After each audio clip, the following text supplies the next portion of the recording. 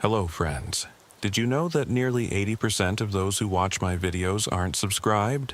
If you enjoy the content, I'd truly appreciate it if you hit that subscribe button. It helps a lot. Also, don't forget to leave a like and share your thoughts in the comments. Your interaction not only supports the channel's growth, but also helps these stories reach more people. Thank you all for being here. By the way, where are you watching from? Let me know in the comments.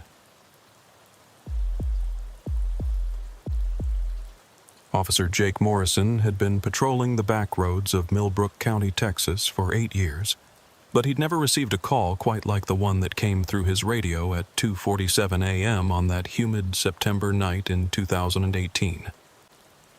The dispatcher's voice carried an unusual edge of confusion as she relayed the information, and Jake could hear papers rustling in the background like she was double-checking her notes. Unit 23, we've got a missing person report at 1247 Crane Road. Caller states her husband left for work this morning and never came home. Says his truck is parked at Miller's Junction, but he's nowhere to be found. Jake acknowledged the call and began the 20-minute drive toward the remote intersection known locally as Miller's Junction. It was one of those places that existed on county maps but had no real purpose. Just a crossroads where two farm-to-market roads met in the middle of endless cotton fields and the occasional oil derrick. The kind of place where cell service was spotty and the nearest neighbor was miles away. As his patrol car cut through the darkness, headlights sweeping across empty fields and weathered fence posts, Jake found himself thinking about how routine missing person calls usually were in rural Texas. Most of the time, the missing person was at a bar in the next county, visiting a friend they'd forgotten to mention to their family, or dealing with some personal crisis they hadn't shared. By morning, they'd usually turn up with a sheepish apology and a reasonable explanation that made everyone feel foolish for worrying. But something about this call nagged at Jake. Miller's Junction wasn't the kind of place people just stopped at randomly. There was nothing there except four-way stop signs and empty horizon in every direction. No gas stations, no convenience stores, no reason for anyone to be there unless they were passing through on their way somewhere else. And according to the caller, her husband's normal route to work wouldn't take him anywhere near Miller's Junction. Jake had worked this area long enough to know every ranch road and farm gate within a 50-mile radius.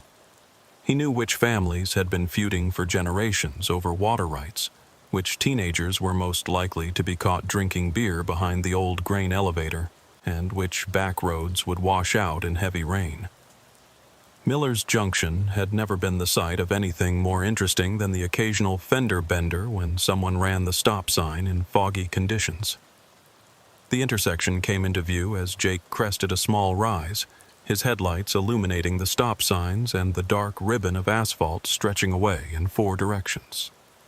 Sure enough, there was a white pickup truck sitting on the gravel shoulder near the northeast corner, positioned normally as if the driver had simply pulled over to check something and planned to get back on the road momentarily.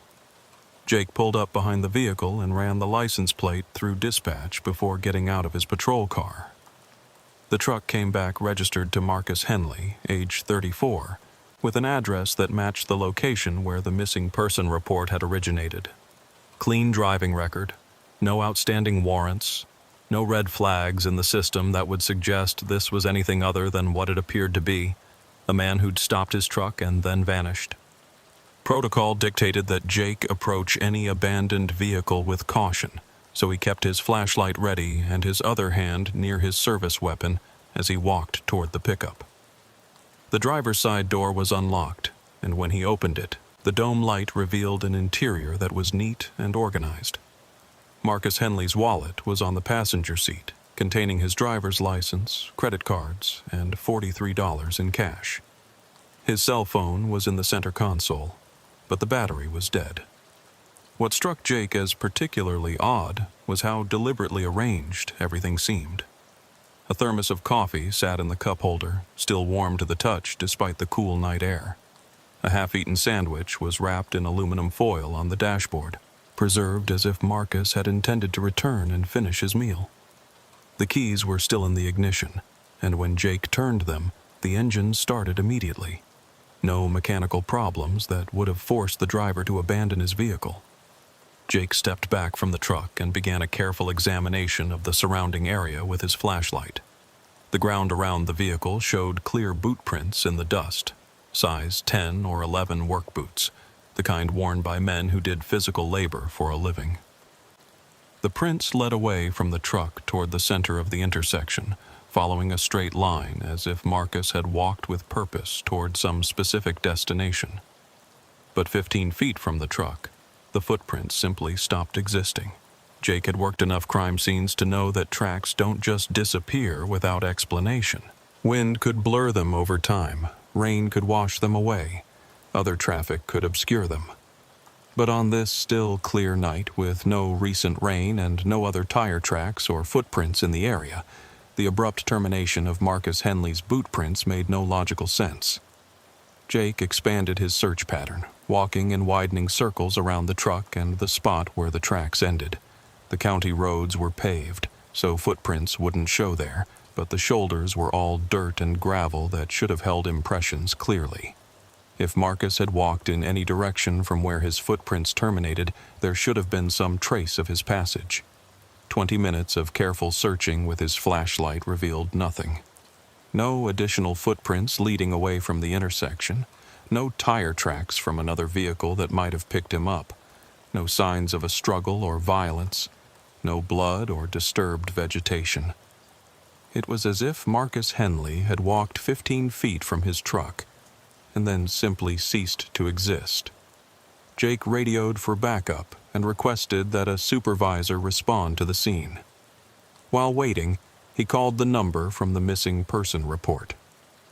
Sarah Henley answered on the second ring, her voice tight with worry that had clearly kept her awake. "Did you find him?" she asked immediately, before Jake could even identify himself. "Ma'am, this is Officer Morrison with the Millbrook County Police. I've located your husband's truck at Miller's Junction, but Mr. Henley isn't here. I need to ask you some questions to help with our investigation." There was a pause, then the sound of Sarah Henley taking a deep breath to steady herself. "Okay, what do you need to know?" "First, is it normal for your husband to stop at Miller's Junction? Would he have any reason to be at that location?" "Miller's Junction? No, never. I don't even think I know where that is. Marcus works at the Chevron plant in Beaumont. He takes Highway 6 straight there and back every day, same route for 3 years. There's no reason he'd ever stop at some intersection I've never heard of." Jake made careful notes in his patrol book. "When did you last speak with your husband, ma'am?" "This morning when he left for work around 6:30. He seemed normal, maybe a little tired because he'd been working overtime this week, but normal. He kissed me goodbye, said he'd be home by 7 for dinner. When he didn't show up by 8, I started worrying. When he didn't answer his phone by 9, I knew something was wrong." "Did he mention stopping anywhere on the way home? Meeting someone, running an errand, anything like that?" "No, nothing like that. Marcus is very predictable with his routine. Work, home, that's it. He's not the type to just wander off or make unplanned stops. If he was going to be late, he would have called." "Has he been under any unusual stress lately? Work problems, financial issues, anything that might cause him to want to take some time away?" Sarah Henley's voice became defensive. "Officer, my husband didn't run away, if that's what you're suggesting. We've been married 12 years, and Marcus has never missed dinner without calling. Something bad has happened to him. I can feel it." Jake assured her that they were taking the situation seriously and would conduct a thorough investigation. He took down additional details about Marcus's appearance, what he'd been wearing, his normal work schedule, and any other information that might be relevant to finding him. By the time backup arrived, Jake had documented everything he could observe at the scene, but he was no closer to understanding what had happened to Marcus Henley. Deputy Ashley Rodriguez, a 10-year veteran of the county sheriff's department, walked the scene with Jake, and her reaction to the footprint evidence mirrored his own confusion. "That makes no damn sense," she said, crouching beside the spot where the tracks ended and playing her flashlight beam across the undisturbed ground beyond. "Even if someone picked him up here, we should see tire tracks, scuff marks, some kind of evidence of another vehicle. This ground is perfect for showing impressions." "That's what's bothering me," Jake replied. "Everything about this scene suggests Marcus got out of his truck voluntarily, walked toward the intersection with some specific purpose in mind, and then just vanished into thin air." They spent another hour at the scene, taking photographs with their cameras, measuring the footprints with a ruler from Jake's patrol kit, and searching an expanded perimeter that covered nearly a quarter-mile radius around the intersection. As the night wore on, the strangeness of the situation only became more pronounced. Miller's Junction was essentially a void in the landscape, a place where two empty highways crossed with nothing but agricultural land extending to the horizon in every direction. There were no buildings, no businesses, no structures of any kind except for the stop signs and a few weathered fence posts. There was no reason for anyone to be there unless they were traveling from one place to another. And Marcus Henley hadn't been traveling to Miller's Junction. His route to and from work was clearly established through his wife's testimony and his employment records, and Miller's Junction was 15 miles out of his way in a direction that made no sense. Around 4:30 a.m., as Jake and Ashley were preparing to have the truck towed to the police impound lot for more detailed forensic examination, Jake's radio crackled with an update from dispatch that made both officers stop what they were doing and stare at each other. "Unit 23, we've got another missing person report. Male subject, age 41, last seen yesterday evening. Vehicle found abandoned at Miller's Junction." Jake and Ashley exchanged glances of disbelief. "Dispatch, did you say Miller's Junction?" Jake asked into his radio. "Affirmative, Unit 23. Caller reports her husband's blue Toyota Camry is at the intersection of County Roads 47 and 19. Husband's name is Blake Patterson, age 41, employed at Morrison Feed and Seed. Never came home from work yesterday." Jake felt a chill run down his spine despite the humid night air. "Dispatch, we're still at that location conducting a missing person investigation. There's no blue Toyota here." A pause, then, "Unit 23. Caller is en route to the scene. She says she can see the car from County Road 47 as she approaches the intersection." Jake and Ashley immediately drove the quarter mile to where County Road 47 approached Miller's Junction from the south. Sure enough, a blue Toyota Camry sat on the shoulder, positioned almost exactly where Marcus Henley's white truck had been found, except on the opposite side of the intersection. The similarities between the two scenes were impossible to ignore and deeply unsettling. Keys in the ignition, wallet on the passenger seat, cell phone in the car with a dead battery. Blake Patterson's work boots had left clear prints in the dust leading away from the vehicle toward the center of the intersection, then vanishing at precisely the same spot where Marcus Henley's tracks had ended. Two men, different ages, different vehicles, different employers, different routes home from work.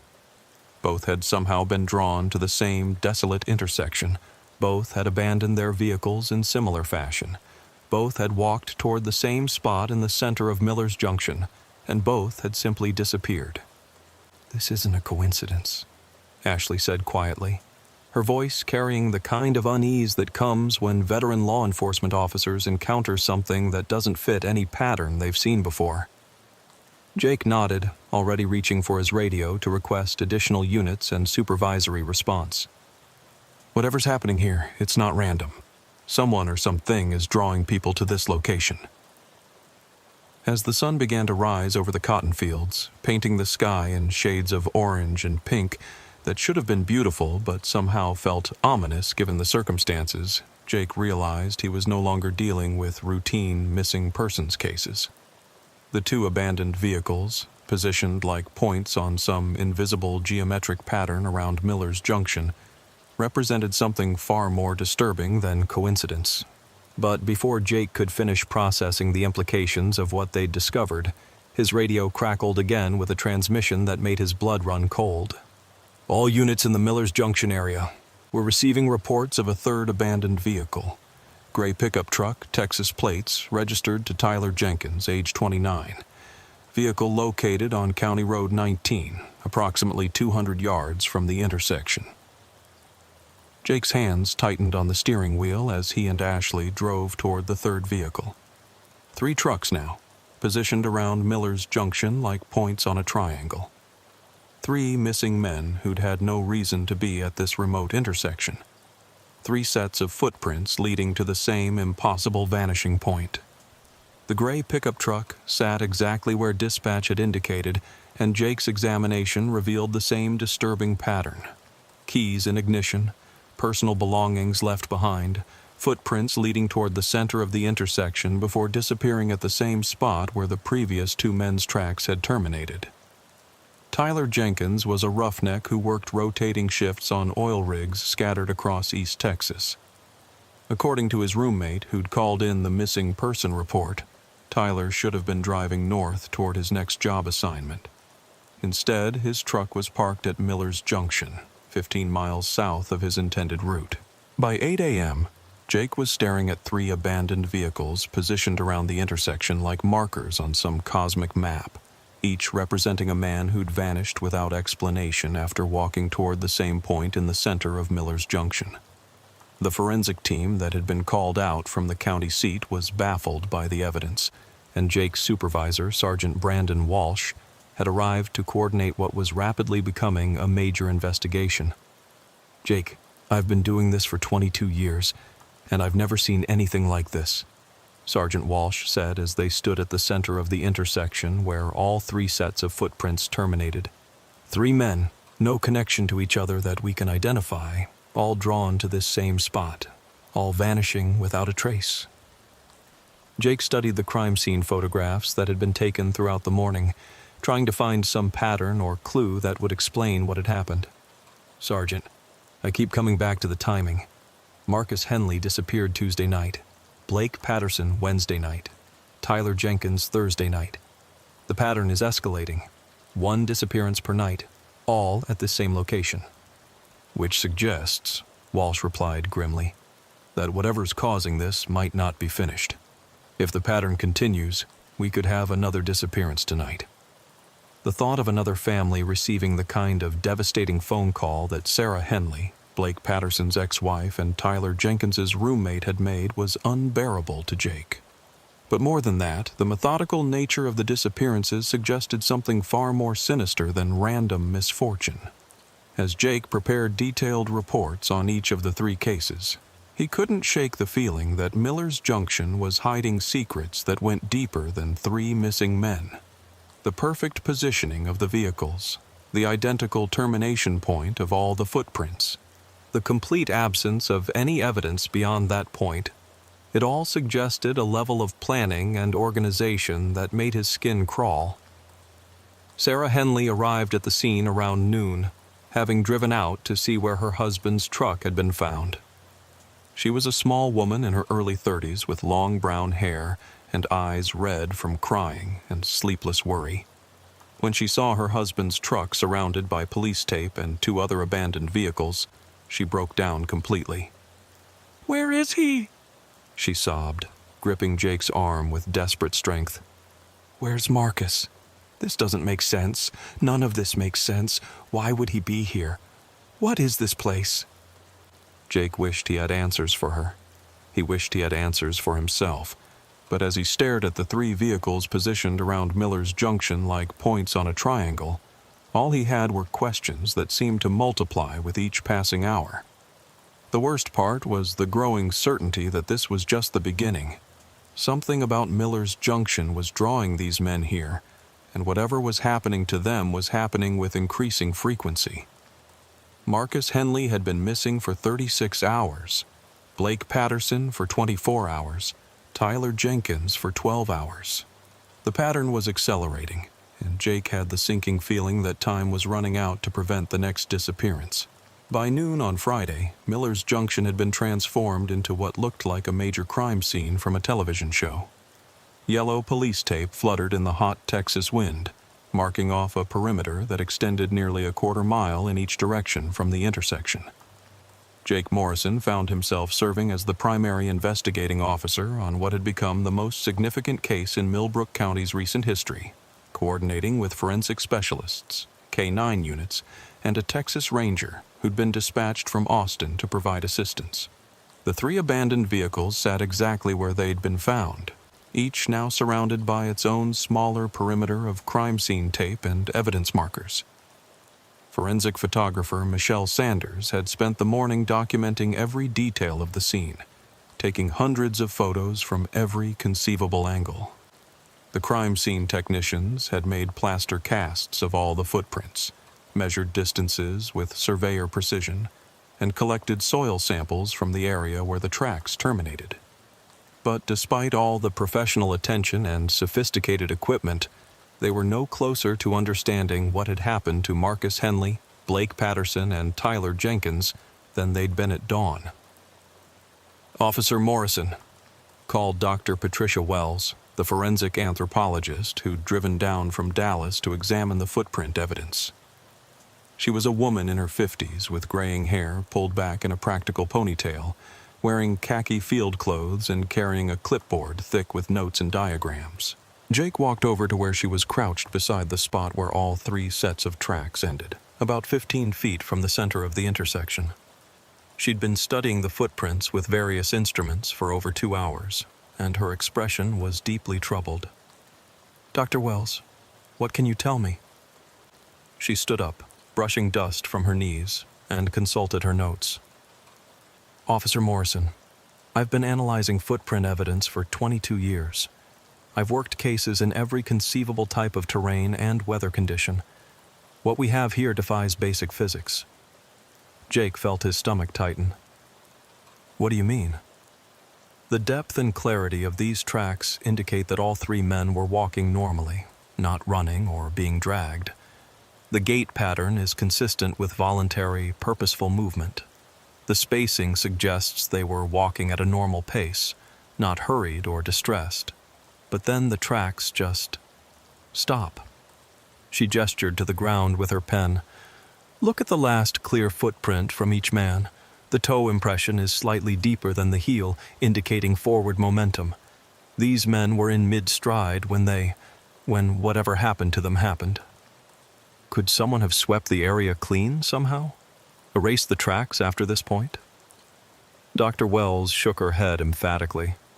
"I've examined the soil composition and surface characteristics in minute detail. If someone had swept or raked this area, we'd see disturbance marks, disrupted soil consistency, some kind of evidence of the erasure. This looks like the tracks were never made beyond this point." "But that's impossible." "I know it's impossible, Officer Morrison. That's why I've been out here for 2 hours trying to find an explanation that makes sense, but the evidence is what it is." Jake stared at the innocuous patch of ground where 3 men had seemingly vanished into thin air. The morning sun was climbing higher, and the heat was already becoming oppressive. But he felt cold as he contemplated the implications of what Dr. Wells was telling him. Texas Ranger Kyle Roberts approached from where he'd been interviewing the families of the missing men. Roberts was a tall, lean man in his 40s with the kind of weathered face that came from decades of working outdoor crime scenes. He'd arrived from Austin 3 hours earlier and had taken charge of coordinating the multi-agency response. "Jake, I've finished the family interviews. No connections between the 3 men that we can identify. Different social circles, different workplaces, different ages and backgrounds. Marcus Henley worked at a chemical plant. Blake Patterson owned a small feed store. Tyler Jenkins was a roughneck on rotating oil rig assignments." Jake reviewed his own notes from the initial investigations. "Different routes to and from work, too. None of their normal travel patterns would have brought them past Miller's Junction." "Which raises the question of what drew them here," Roberts said. "I've had officers checking with local businesses, gas stations, anywhere these men might have stopped or been seen in the days before they disappeared. So far, nothing. The forensic team had expanded their search to a half-mile radius around the intersection, using metal detectors and ground-penetrating radar to look for any evidence of disturbance beneath the surface. They'd found the usual rural debris, old cans, pieces of wire, fragments of farm equipment that had been buried by years of wind and rain, but nothing that seemed connected to the disappearances. What was beginning to worry Jake, more than the lack of physical evidence, was the media attention the case was starting to attract. Word had leaked about the mysterious vanishings at Miller's Junction, and by mid-afternoon, news vans from 3 television stations had arrived, along with reporters from newspapers in Houston and Dallas. The last thing they needed was a circus atmosphere interfering with the investigation. "Ranger Roberts," Jake said, as they watched reporters setting up cameras and interviewing anyone willing to talk about the missing men. "I'm concerned about all this publicity. If this case turns into a media spectacle, we might get copycat incidents or people coming out here looking for souvenirs." Roberts nodded grimly. "Already thought of that. I'm having the county road department set up barriers on all 4 approaches to the intersection. No unauthorized personnel past the outer perimeter." As if summoned by their conversation about media attention, Jake's radio crackled with a call from dispatch that made both men stop what they were doing and pay attention. "Unit 23, we've got a reporter at the sheriff's department asking to speak with the investigating officers. Says she has information about similar cases that might be relevant to your investigation."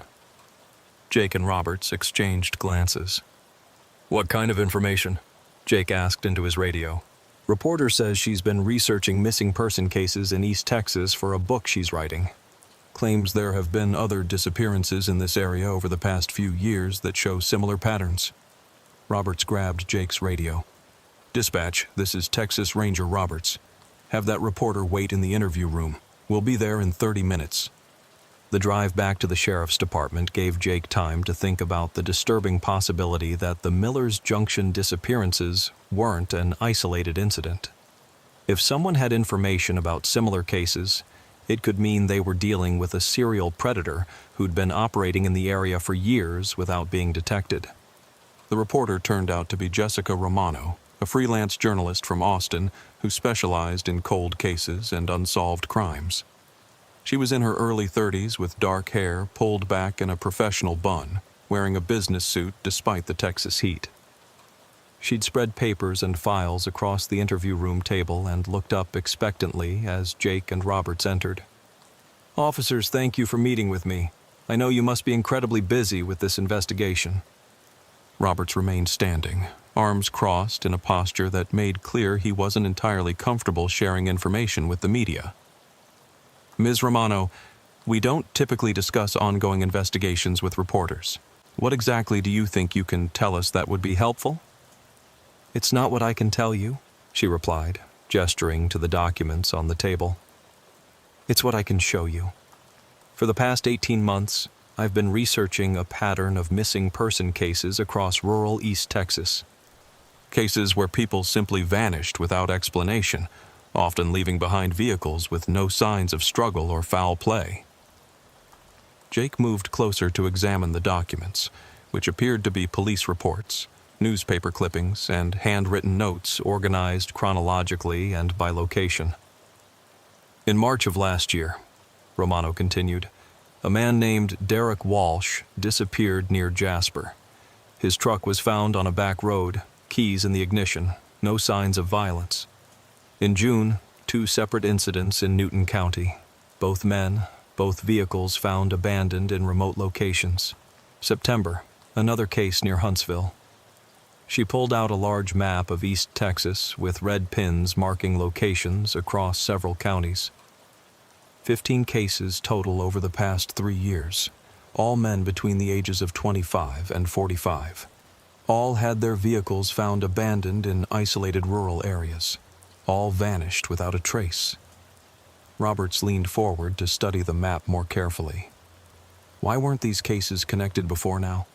Different jurisdictions shouldn't prevent communication between law enforcement agencies. Different agencies, different investigators, and most were initially treated as voluntary missing persons, Romano explained. Men having midlife crises, running away from debts or family problems. But I started noticing patterns when I was researching rural crime statistics for my book. Jake counted the pins on the map, feeling increasingly uneasy as he realized the scope of what Romano was suggesting. "You said 15 cases, but I only count 14 pins here." Romano pointed to a blank space on the map near their location. The 15th pin goes here, Miller's Junction, because this isn't the first time people have disappeared from this exact location. She pulled out a folder marked with the county name and a date from 17 years earlier. Inside were copies of police reports and newspaper articles that Jake had never seen before, despite working in the area for 8 years. August 2001, Romano read from the file. 3 men disappeared from Miller's Junction over a 2-week period. Shane Garrett, age 32, oil field worker. Cody Mitchell, age 28, ranch hand. Austin Blake, age 35, truck driver. Their vehicles were found abandoned at the intersection just like this week. The cases were never solved. Jake felt as if the floor had dropped out from under him as he read the names from the old reports. The details were identical to their current cases. Vehicles found with keys in the ignition, personal belongings left behind, footprints leading toward the center of the intersection, and then vanishing. "How did we not know about these cases?" Roberts demanded, his voice carrying the controlled anger of a professional law enforcement officer who discovered that crucial information had been withheld from an investigation. "Different sheriff at the time, different department leadership," Romano explained. "The reports were filed away and forgotten when the investigation went cold. The only reason I found them was because I requested all missing person files from the county archives for my research. These reports weren't in the active files, they were in storage." Jake was studying the old crime scene photographs, which could have been taken yesterday for all the similarity they bore to their current investigation. The same intersection, the same positioning of abandoned vehicles around the crossroads, the same mysterious absence of the missing men. "Ms. Romano," Jake said slowly, trying to process the implications of what she'd shown them. "In your research into these 15 cases, did you find any connections between the 2001 disappearances and the current ones? Any common factors?" She shook her head. "That's what I was hoping you could help me determine. But there is one thing about the timing that's been bothering me." Romano pulled out a calendar and marked dates with a red pen. The 2001 disappearances happened over exactly 14 days, August 15th, 22nd, and 29th. All on Tuesdays, exactly 1 week apart. Jake did the math in his head, feeling his stomach clench as he realized what she was suggesting. "Our current cases started on Tuesday, September 18th. Blake Patterson disappeared Wednesday night, September 19th. Tyler Jenkins Thursday night, September 20th. So the pattern has accelerated," Roberts observed grimly. "Instead of weekly disappearances, we're getting daily ones." "Which suggests," Romano added, "that whatever is causing this is intensifying, building toward something." The 3 of them sat in silence for several minutes, contemplating the disturbing possibility that they were dealing with something that had been operating from Miller's Junction for nearly 2 decades, something that had claimed at least 6 victims over the years and showed signs of accelerating its activity. Jake's radio crackled, breaking the tense silence in the interview room. "Unit 23, we've got reports of another abandoned vehicle at Miller's Junction. Black Chevrolet Silverado, Texas plates." The 4th disappearance. Jake felt his stomach drop as he acknowledged the call. 4 men in less than 72 hours, following a pattern that suggested something was building toward a climax. "Ms. Romano," Robert said as they prepared to return to Miller's Junction, "I'm going to need copies of everything you've shown us. And I want you to stay available for further consultation as this investigation develops." On the drive back to the scene, Romano rode with Jake, while Roberts followed in his own vehicle. The journalist was quiet for several miles, studying her notes and occasionally making additions to her files.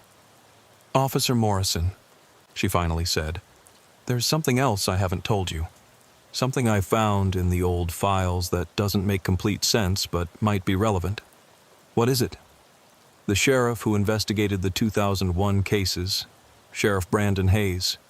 He disappeared 3 months after the last Miller's Junction incident." Jake nearly swerved off the road. "Disappeared how?" His patrol car was found abandoned on Highway 6, about 10 miles from Miller's Junction. Keys in the ignition, radio still on, no signs of struggle or violence. He was never found, and the case was never solved. The implications hit Jake like a physical blow. Sheriff Hayes had been investigating the Miller's Junction disappearances, and 3 months later he'd become a victim himself, which raised a terrifying question. Were the investigators themselves at risk? Ms. Romano, in your research, how many law enforcement officers have disappeared or died under mysterious circumstances while investigating missing persons cases in East Texas? She was already flipping through her files, pulling out a folder marked with a different color tab. 7 that I can document over the past 20 years. 3 sheriff's deputies, 2 police officers, 1 Texas Ranger, and 1 federal agent. All were working cases involving missing persons in remote rural areas. As they approached Miller's Junction, Jake could see the flashing lights of emergency vehicles surrounding the 4th abandoned vehicle. The black Silverado sat in almost the exact same position as the others, its owner nowhere to be found. But what made Jake's blood run cold was something Romano had said earlier that was just now fully sinking in.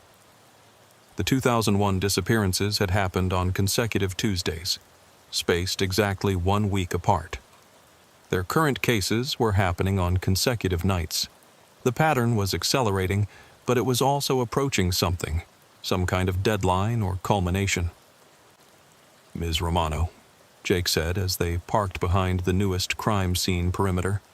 In your research, did you find any cases where the disappearances just stopped? Where the pattern ended on its own?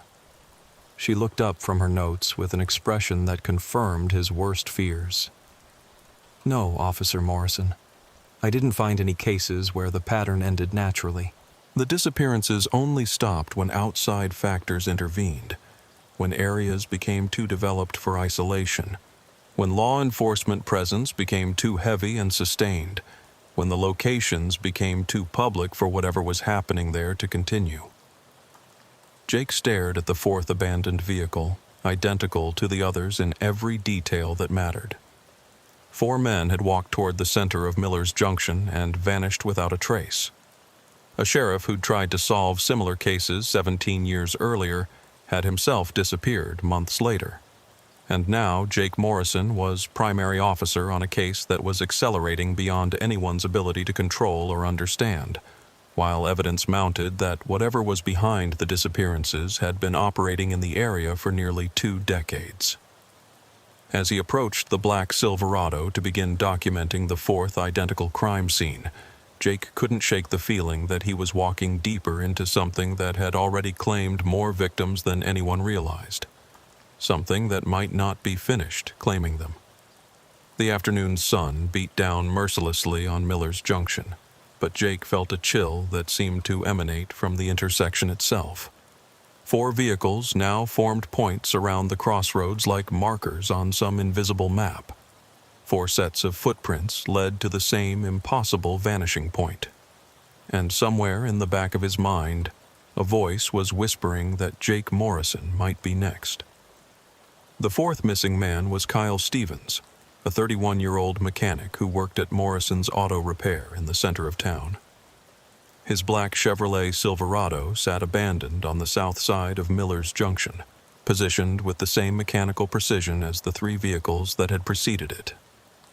Jake Morrison spent nearly 2 hours documenting this newest crime scene, but the evidence was becoming depressingly familiar. Keys in the ignition, wallet and personal belongings left behind, cell phone with a dead battery, and footprints leading toward the center of the intersection before vanishing at the exact same spot where 3 other men's tracks had terminated. What made the Kyle Stevens case particularly disturbing was the testimony Jake gathered from the missing man's wife, Amanda. She was heavily pregnant, due to deliver their first child in less than 2 months, and the stress of her husband's disappearance was visibly taking a toll on her health. Jake interviewed Amanda Stevens at her small ranch house on the outskirts of town, with Jessica Romano present to take notes and ask follow-up questions about behavioral patterns. Amanda was a blonde woman in her late 20s, sitting at her kitchen table with her hands protectively resting on her swollen belly, fighting back tears as she described her husband's recent behavior. "He's been different for about a week now," she explained, her voice shaky with exhaustion and worry. "Distracted like his mind was somewhere else entirely. He'd be sitting right here at this table eating dinner with me, but I could tell he wasn't really present. His eyes would get this distant look, like he was listening to something I couldn't hear." "Can you be more specific about these changes?" Jake asked, making careful notes in his patrol book. "When did you first notice something was different about Kyle's behavior?" "Last Friday night. He came home from work acting strange, kept going to the window and staring out at the road like he was expecting someone. When I asked him what was wrong, he said he couldn't explain it, but he felt like he needed to drive somewhere. He didn't know where, just somewhere." Romano leaned forward in her chair. "Mrs. Stevens, did Kyle mention Miller's Junction specifically, or describe the location he felt drawn to visit?" "No, he never mentioned any specific place. But every night for the past week, after dinner, he'd get this restless energy. He'd pace around the house, check the locks on the doors, keep looking out the windows. Then around 8 or 9 o'clock, he'd announce that he needed to take a drive to clear his head." Jake exchanged a glance with Romano, recognizing the pattern she'd described from her research into the other missing persons cases. "Where did Kyle say he was going on these drives?" "He said he was just driving around, thinking about the baby and work and the future. But I knew something was wrong because when he'd come back, he'd be different. Calmer, but in a weird way. Like he'd figured something out that he couldn't share with me." "Different how?" Romano asked, her pen moving rapidly across her notepad. Amanda struggled to find the words, rubbing her belly absently as she spoke. "Like he'd seen something amazing. Something that had answered questions he didn't even know he'd been asking. But when I'd ask him about it, he'd just say he'd been thinking and everything was going to be fine. His eyes, though. His eyes looked different after those drives. More focused, but focused on something I couldn't see." Jake had interviewed enough witnesses over the years to recognize when someone was trying to describe something that didn't quite make sense to them. Amanda Stevens was clearly an intelligent woman who knew her husband well, but she was struggling to articulate changes in his behavior that were outside her normal frame of reference. "Mrs. Stevens, did Kyle ever mention seeing anyone else during these drives? Meeting someone or being followed?" "No, nothing like that. He always insisted he was alone, but I noticed he was putting a lot of miles on the truck. Way more than you'd expect from just driving around town for an hour or two. The gas gauge would show he'd used nearly half a tank, which meant he was driving 50 or 60 miles each night." Jake did quick calculations in his head. Miller's Junction was about 20 miles from the Stevens house. A round trip, plus some additional driving around the area, would account for the mileage Amanda was describing. "Did you ever follow him or try to see where he was going?" Amanda's face flushed with embarrassment. "Wednesday night I tried. I was so worried about his behavior, and with the baby coming, I couldn't stand not knowing what was going on. I waited until he'd been gone about 15 minutes. Then I got in my car and drove in the direction I'd seen him go. What happened? I lost him. Kyle knows these back roads better than I do, and by the time I got to the main highway, there was no sign of his truck. I drove around for an hour looking for him, but I never found him.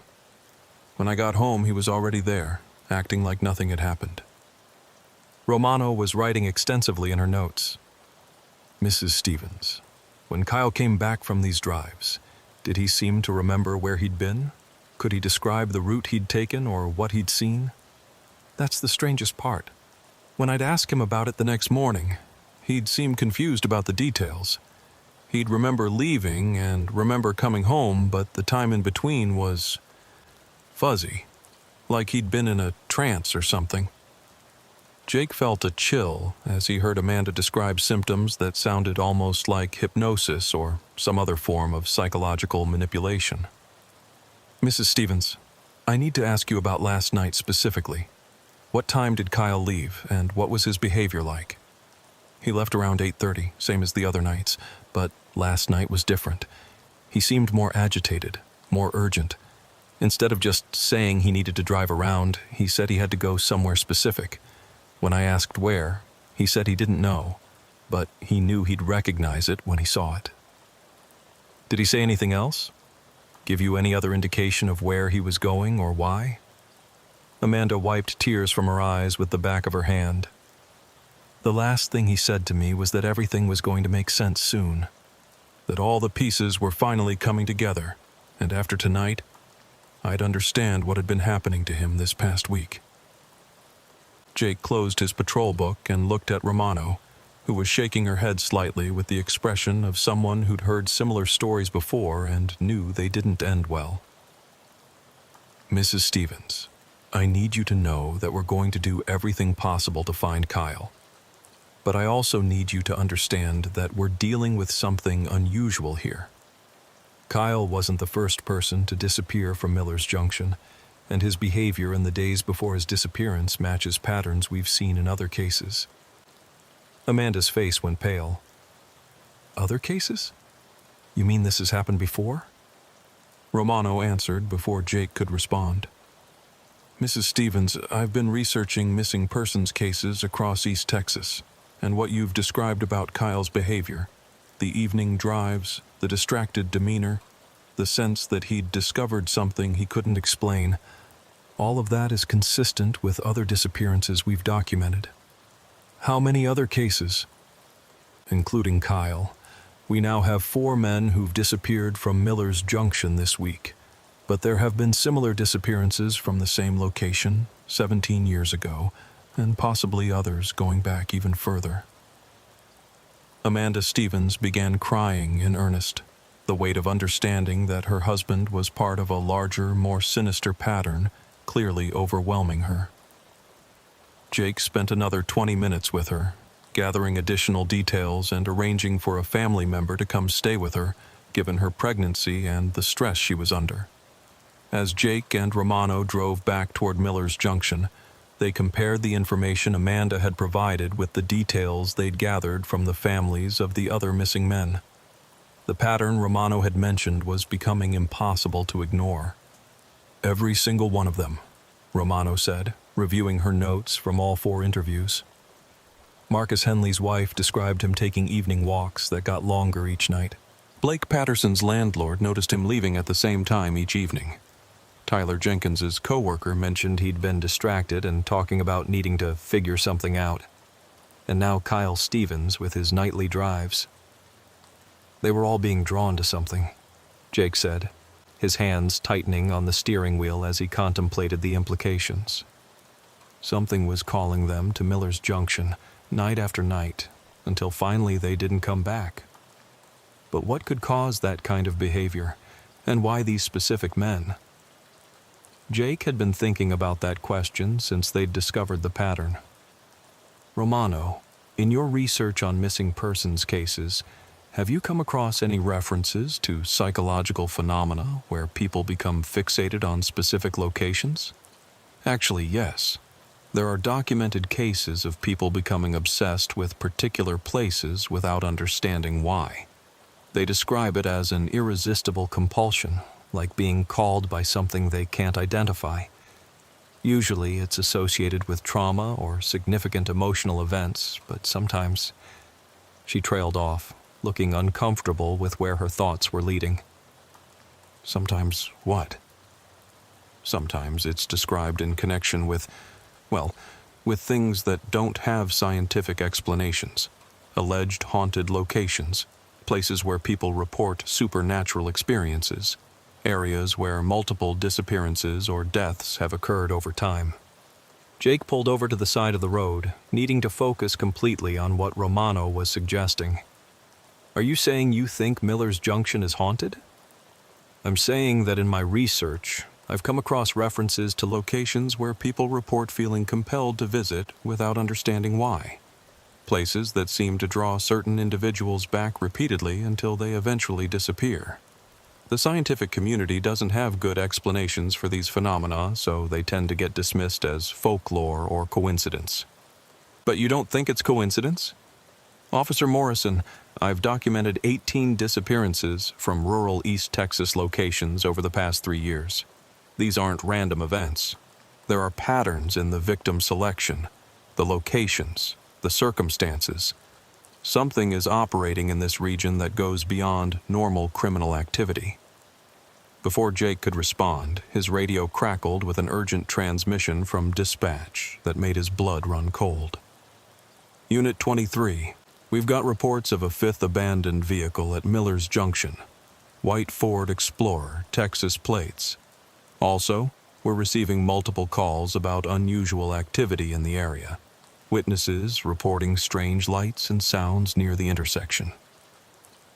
Jake felt his pulse quicken as he acknowledged the call. 5 vehicles now, 5 missing men, and witnesses reporting strange phenomena that suggested whatever was happening at Miller's Junction was escalating beyond anything they'd seen before.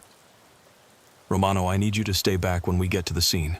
If witnesses are reporting unusual activity, this could be dangerous. As they drove the final few miles to Miller's Junction, Jake couldn't shake the feeling that they were approaching something that had been building toward this moment for days, possibly years. The accelerating pattern of disappearances, the increasingly strange witness reports, the complete absence of conventional evidence, it all pointed to something that was about to reach some kind of climax. The scene at Miller's Junction was unlike anything Jake had encountered in 8 years of police work. The fifth abandoned vehicle, a white Ford Explorer, sat in the same position relative to the intersection as the previous 4.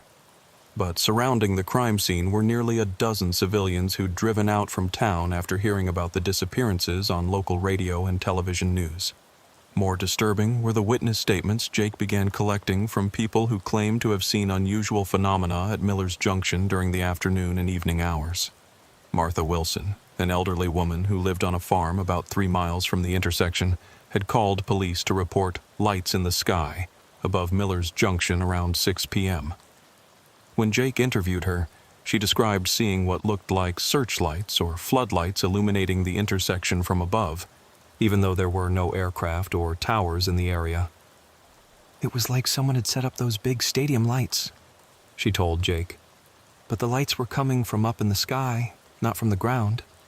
Lasted about 10 minutes, then just disappeared."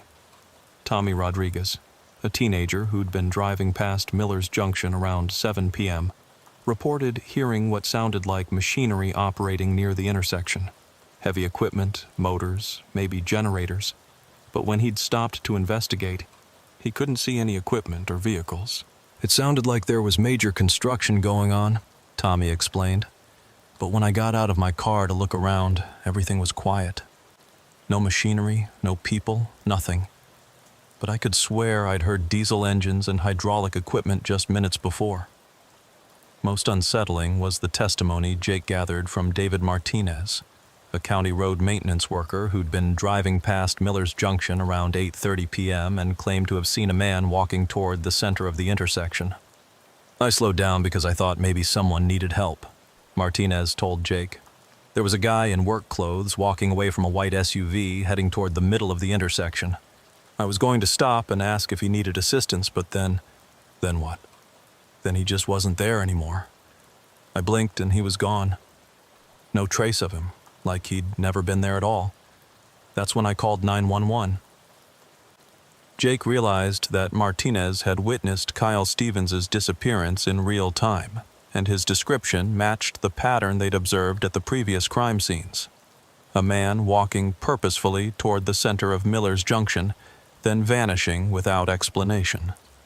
By 10 p.m., Jake had documented the fifth identical crime scene and collected witness statements that painted a picture of escalating unusual activity at Miller's Junction throughout the day. But despite having multiple witnesses to various phenomena, they were no closer to understanding what was happening to the missing men.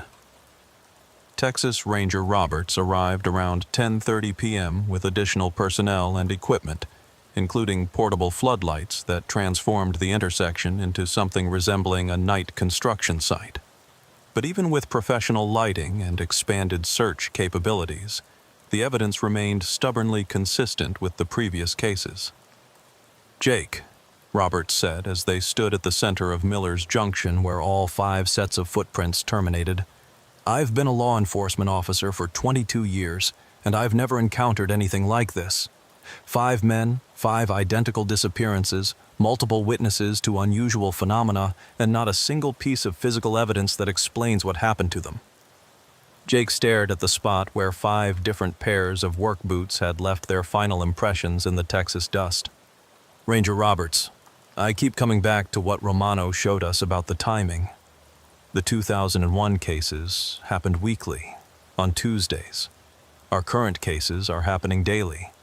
The pattern is accelerating toward something." "Toward what?" "I don't know.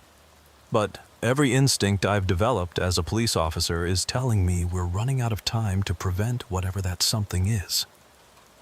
As if summoned by Jake's words, his radio crackled with a transmission that made everyone at the scene stop what they were doing and pay attention. All units. We're receiving reports of a massive power outage affecting a 12-mile radius around Miller's Junction. Electric company reports no equipment failures or storm damage. Cause of outage is unknown." Jake looked up at the portable floodlights that had been illuminating their crime scene. The lights were still operating, powered by their own generators, but he realized that every house, farm, and business in the surrounding area had just lost electrical power simultaneously. "Ranger Roberts," Jake said quietly, "I think we're about to find out what all of this has been building toward." In the sudden darkness that surrounded their small island of artificial light at Miller's Junction, Jake could hear sounds that shouldn't have been there: mechanical noises, electronic humming, and something that might have been voices calling from a direction he couldn't identify. The 5th disappearance had been accompanied by phenomena that suggested whatever was happening at Miller's Junction was no longer trying to remain hidden. The question was whether Jake Morrison and the other officers at the scene were about to become witnesses to something extraordinary, or whether they were about to become its next victims. The power outage that had plunged 12 square miles of rural Texas into darkness lasted exactly 17 minutes. Jake Morrison timed it precisely on his watch, from 10:47 p.m. when the last farmhouse lights visible on the horizon winked out, until 11:04 p.m. when they flickered back to life across the landscape. But those 17 minutes at Miller's Junction would haunt him for the rest of his career. During the blackout, with only the portable generators powering their crime scene floodlights, Jake and the other officers at the intersection experienced phenomena that challenged everything they thought they knew about the nature of reality. It began with sounds that seemed to come from beneath their feet: mechanical humming, electronic beeping, and what sounded disturbingly like human voices speaking in languages none of them could identify. "You hear that?" Texas Ranger Roberts asked, crouching down and pressing his ear to the asphalt at the center of the intersection. Jake knelt beside him and listened. The sounds were definitely coming from underground, but they had a quality that suggested sophisticated equipment rather than natural geological phenomena. Motors, computers, maybe communication systems, all operating somewhere below the intersection, where, according to county records, there should be nothing but soil and bedrock. Jessica Romano, who'd been documenting everything with her digital recorder and camera, captured audio that would later baffle electronics experts. "It sounds like a facility," she said, her voice tight with barely controlled fear. "Like there's some kind of installation operating under this intersection." But the sounds were only the beginning. At 10:52 p.m., 5 minutes into the power outage, Jake's flashlight beam caught movement at the exact spot where all 5 sets of footprints had terminated. The ground was shifting, not like an earthquake or subsidence, but like something was moving beneath the surface. "Everyone back away from the center," Jake ordered, drawing his service weapon instinctively, even though he had no idea what he might need to shoot at. As the officers and civilians retreated toward the perimeter, a circular section of asphalt about 8 feet in diameter began to sink into the ground, revealing edges that had been cut with precise industrial equipment. This wasn't natural collapse. It was a concealed entrance that was being opened from below. "What the hell is that?" Deputy Ashley Rodriguez whispered, her own weapon drawn as they watched the circular section of roadway descend like an elevator platform. Jake activated his radio, trying to call for additional backup, but discovered that all communications had been jammed. Radio, cell phones, even the satellite emergency beacon they'd brought from the ranger station. Nothing was transmitting or receiving signals. As the concealed entrance continued to open, Jake could see artificial lighting emanating from whatever space lay beneath Miller's Junction. Clean, white fluorescent illumination that revealed glimpses of metal walls, electronic equipment, and what appeared to be a staircase leading downward. "This is impossible," Roberts said, but his voice carried the tone of a man who was being forced to accept something that contradicted his understanding of the world. "There's no record of any underground construction at this location. No permits, no surveys, no indication that anything like this exists." Romano was taking photographs as quickly as her camera could cycle, documenting what might be the only evidence anyone would ever have of what lay beneath Miller's Junction. "Officer Morrison," she said urgently, "we need to get closer. We need to see what's down there." Every instinct Jake had developed as a police officer was screaming at him not to approach the opening. But 5 men had vanished from this exact spot, and whatever had taken them was apparently operating from a sophisticated underground facility that shouldn't exist. "Roberts, I'm going to take a look. Stay here and maintain perimeter security." "Jake, that's not protocol. We should wait for backup, for specialized equipment. We don't have communications, and we don't know how long this thing will stay open," Jake interrupted. "If we're going to find out what happened to those missing men, this might be our only chance." Jake approached the opening cautiously, his flashlight and weapon both ready. At the edge of the circular entrance, he could see that the concealed platform was sophisticated engineering. Hydraulic systems, precision-cut edges, materials that looked like they belonged in an aerospace facility rather than buried under a rural Texas intersection. The stairs leading downward were metal grating, industrial-grade construction that could support significant weight. Emergency lighting strips along the walls provided illumination that extended beyond what Jake could see from the surface. This wasn't a hastily constructed hiding place. It was a permanent installation that had been built to operate for years. "I can see multiple levels," Jake called up to the others. "This goes down at least 30 feet, maybe more. There are doors, corridors, what looks like a substantial underground complex." "Any signs of the missing men?" Roberts asked. Jake descended the first flight of stairs, his boots echoing on the metal grating. The air temperature was noticeably cooler underground, and there was a sterile, recycled quality to the atmosphere that suggested sophisticated ventilation systems. At the first landing, Jake found himself facing a corridor that extended in 2 directions, with doors marked in symbols he didn't recognize. But more importantly, he found evidence of recent human presence. Fresh scuff marks on the floor, the smell of food and coffee, and, most disturbing, clothing items that looked like they belonged to the missing men. "Roberts, I've got personal effects down here. A work shirt with Morrison Auto Repair embroidered on it. That would belong to Kyle Stevens. And I can see what looks like a wallet on the floor further down the corridor." Jake continued deeper into the underground facility, following a trail of dropped personal belongings that suggested the missing men had been brought through this area recently. The construction became more sophisticated as he descended. Reinforced concrete walls, professional electrical installations, air conditioning systems that must have cost hundreds of thousands of dollars. At the second sublevel, Jake discovered something that made him stop breathing for several seconds. Through a window in one of the corridor doors, he could see a room containing 5 hospital beds, each with restraints and monitoring equipment. 4 of the beds showed signs of recent occupancy. Rumpled sheets, medical equipment that appeared to have been used, IV stands with tubing still attached. But the 5th bed was currently occupied. Jake could see a man lying motionless on the bed, connected to various monitoring devices and what appeared to be some kind of sedation system. From his position in the corridor, Jake couldn't identify the individual, but the man appeared to be alive based on the steady beeping of the cardiac monitor. "I found them," Jake spoke into his radio, forgetting that communications were jammed. "At least one of the missing men is alive down here." Jake tried the door handle and found it unlocked. The room beyond was clearly a medical facility of some kind, with equipment that looked more advanced than what he'd seen in most hospitals.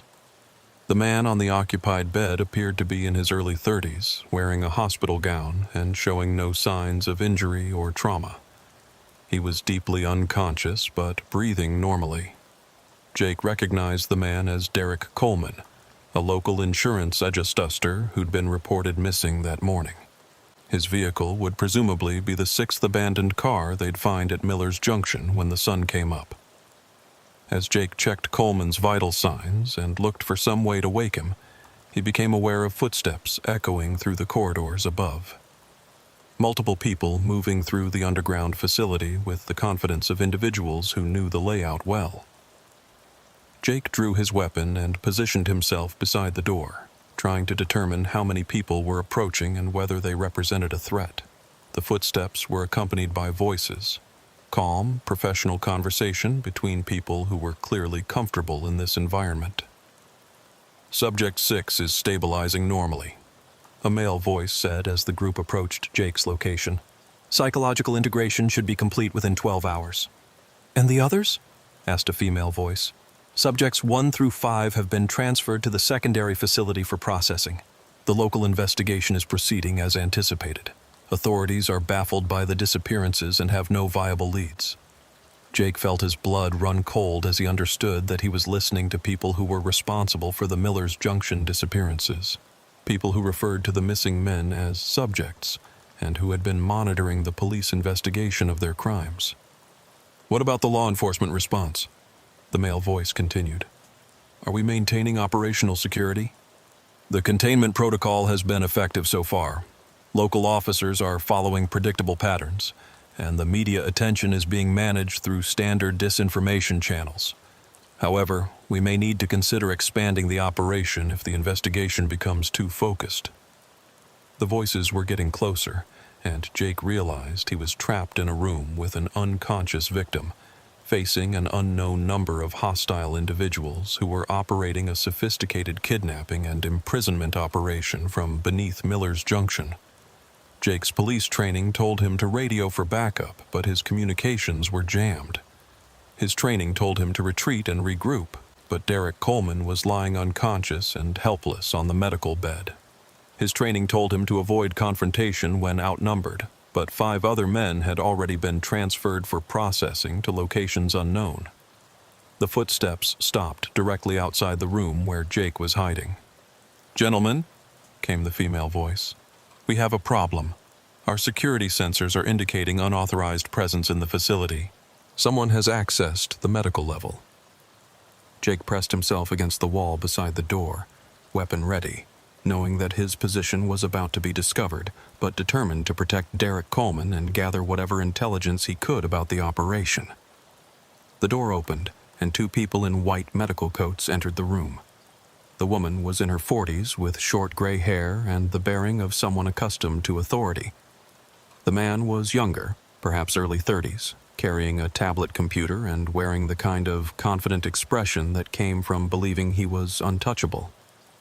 "Officer Morrison," the woman said calmly, without even looking in his direction, "please lower your weapon. You're not in any immediate danger, and neither is Mr. Coleman." Jake spun around, keeping his pistol trained on the 2 individuals. "Police officer, you're both under arrest for kidnapping, unlawful imprisonment, and operating an illegal facility." The woman smiled. "Officer Morrison, you're about 30 feet underground in a facility that doesn't officially exist, investigating disappearances that have no official explanation. Who exactly are you planning to call for backup?" "How do you know my name?" "We know quite a bit about you, Officer Morrison. We know about your 8 years with the Millbrook County Police, your military service record, your financial situation, your family connections. We know you've been the primary investigating officer on the Miller's Junction cases, and we know you've been working with journalist Jessica Romano to research historical disappearances." The male technician consulted his tablet. "We also know that you're alone down here, that your communications are jammed, and that Texas Ranger Roberts and the other officers on the surface believe you've been underground for approximately 8 minutes."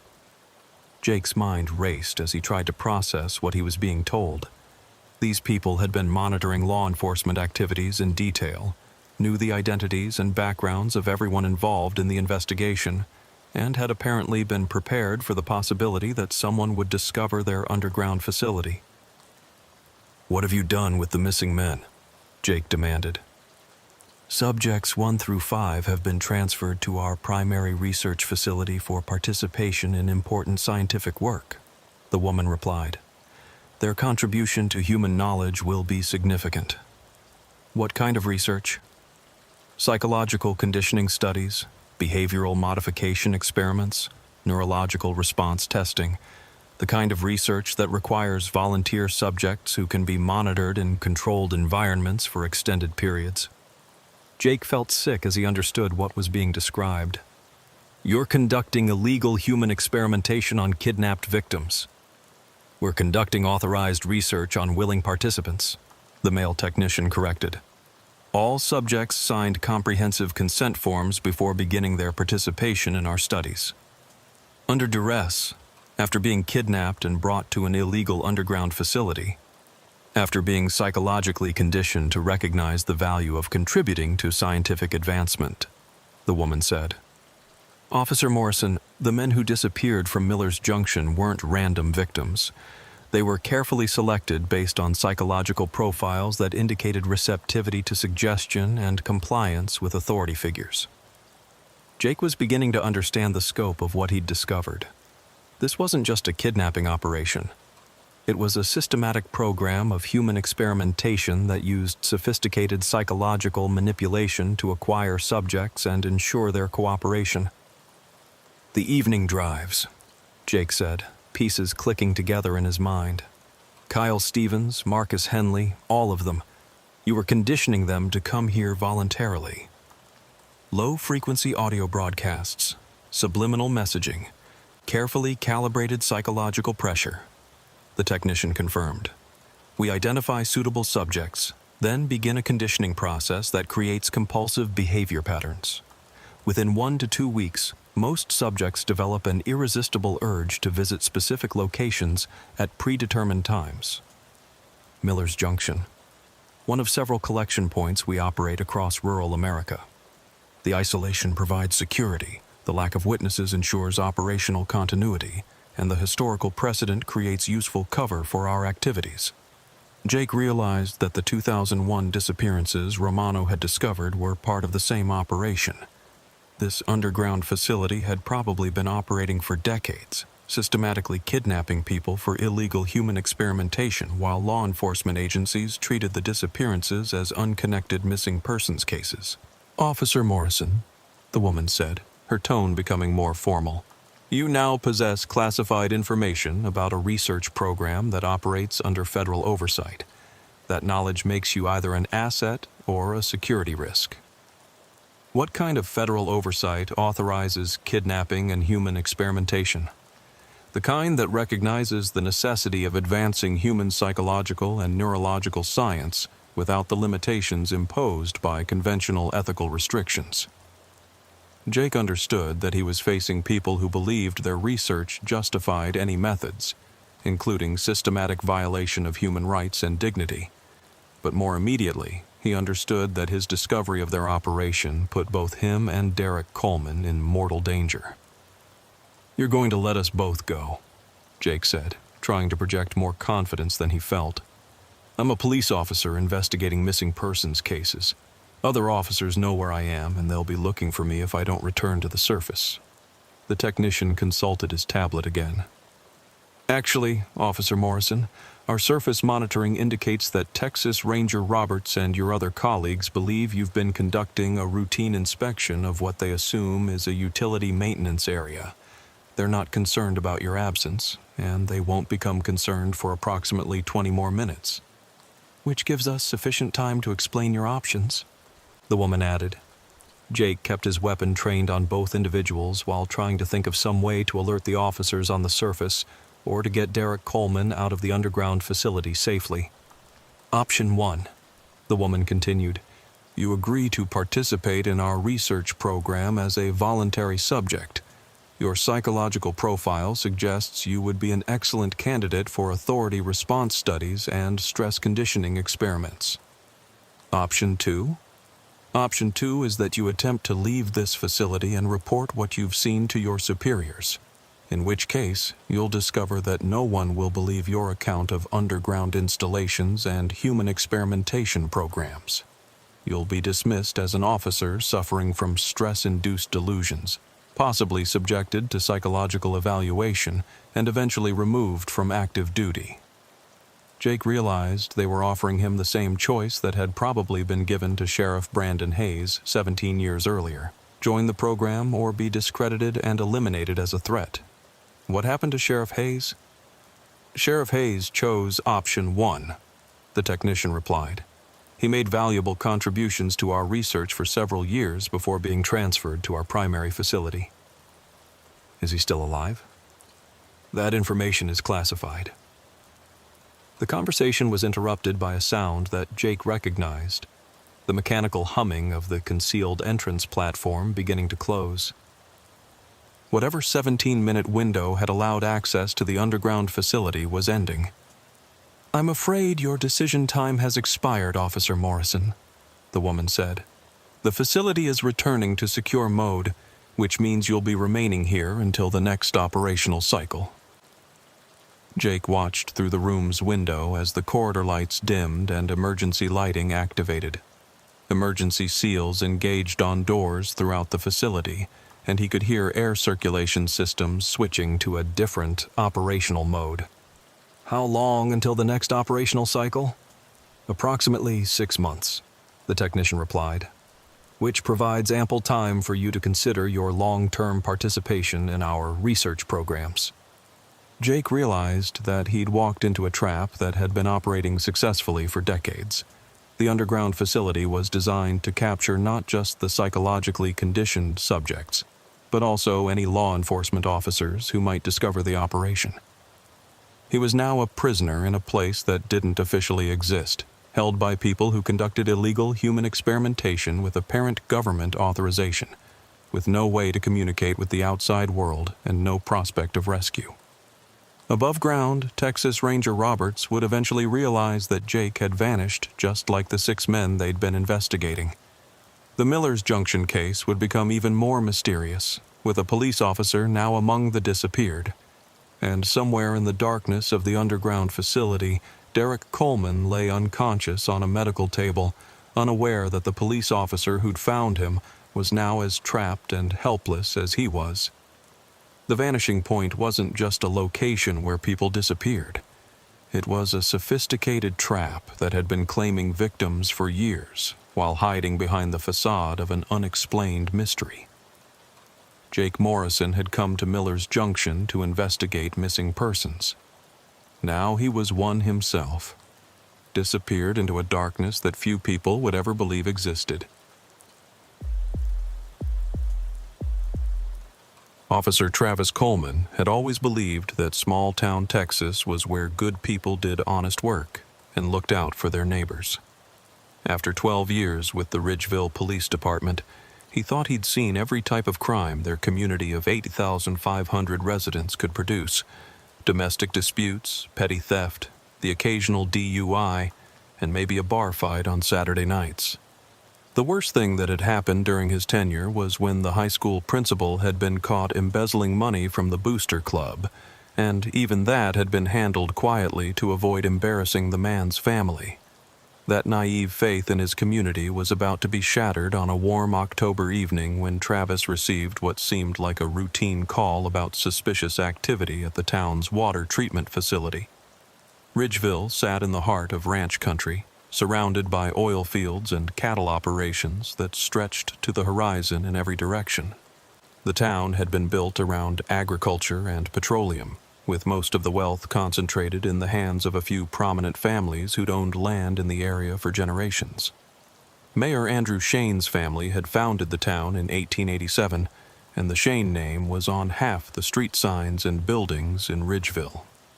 City Council member Brandon Mitchell's construction company had built most of the commercial buildings over the past decade, and School Board Chairman Derek Sterling owned the largest ranch in 3 counties. Travis had grown up in Ridgeville, graduated from the local high school, and returned after his Army service with every intention of serving his hometown until retirement. He knew everyone, trusted most people, and had never encountered a problem he couldn't solve with patience, common sense, and the occasional firm conversation. The complexity of big city crime, organized conspiracies, systematic corruption, criminal enterprises that crossed jurisdictional boundaries seemed like problems that belonged in other places, not in the community where his grandfather had been sheriff for 20 years. That comfortable certainty changed at 9:47 p.m. on October 15th, when dispatch sent him to investigate reports of unusual activity at the water treatment plant on the east side of town. The caller hadn't left a name, just reported seeing vehicles at the facility outside of normal business hours, and requested that police check on the situation. The water treatment plant sat on a 10-acre lot surrounded by chain-link fencing, with several large concrete buildings housing filtration equipment and chemical storage tanks. During the day, it was staffed by 3 technicians who monitored the system that provided clean water to every home and business in Ridgeville. But at night, it should have been completely automated and unoccupied, with only basic security lighting and remote monitoring equipment operating. As Travis pulled up to the main gate, he immediately noticed something unusual. The facility was normally lit by security lights at night, but now it was almost completely dark.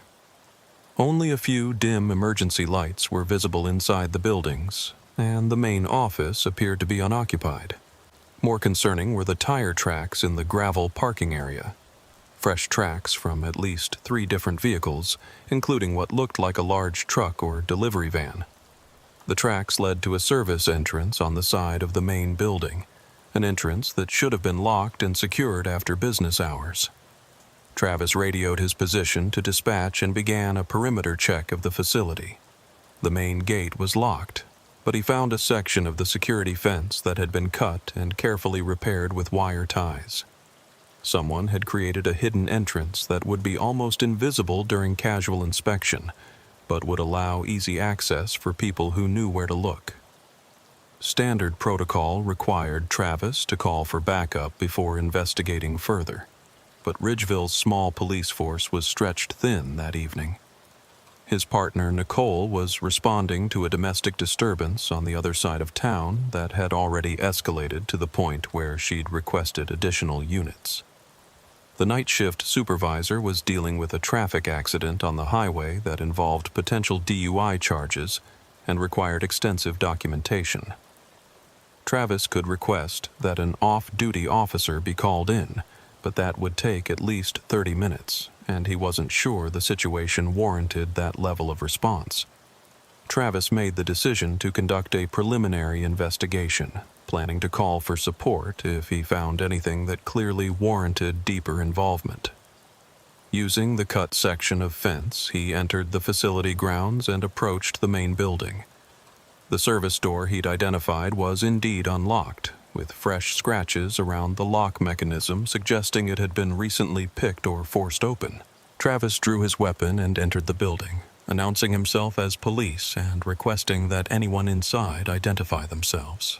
The interior of the water treatment facility was a maze of pipes, tanks, and monitoring equipment that Travis had seen a few times during community tours. But in the dark, with only his flashlight for illumination, the normally familiar space felt ominous and confusing. As he moved deeper into the building, Travis began to notice things that didn't belong in a municipal water treatment facility. Extension cords running to areas where there shouldn't be any electrical equipment. The smell of chemicals that didn't match the chlorine and treatment compounds he was familiar with from previous visits. And most disturbing, the sound of voices coming from somewhere deeper in the complex, too muffled to make out words, but clearly indicating that people were present and working. Following the voices, Travis made his way toward the rear of the building where the main filtration tanks were located. As he got closer, he could make out at least 3 different speakers, their conversation urgent but quiet, like people trying to avoid detection while discussing important business.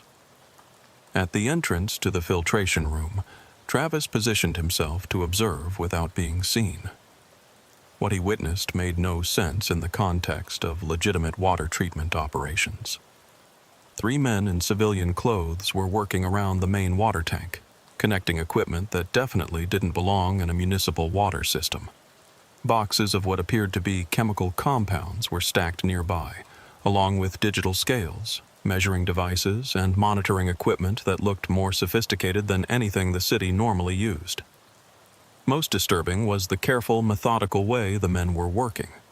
This wasn't sabotage or vandalism, but a carefully planned operation being conducted by people who clearly understood both the facility's systems and their own objectives. One of the men turned toward Travis's position, and he immediately recognized the face. It was Brandon Mitchell, one of the town's most respected businessmen and a member of the city council. Mitchell owned the largest construction company in the county and had built most of the commercial buildings in Ridgeville over the past decade. He was also married to Travis's cousin Sarah and had been a guest at family gatherings for years. Travis felt his worldview tilting as he tried to process what he was seeing.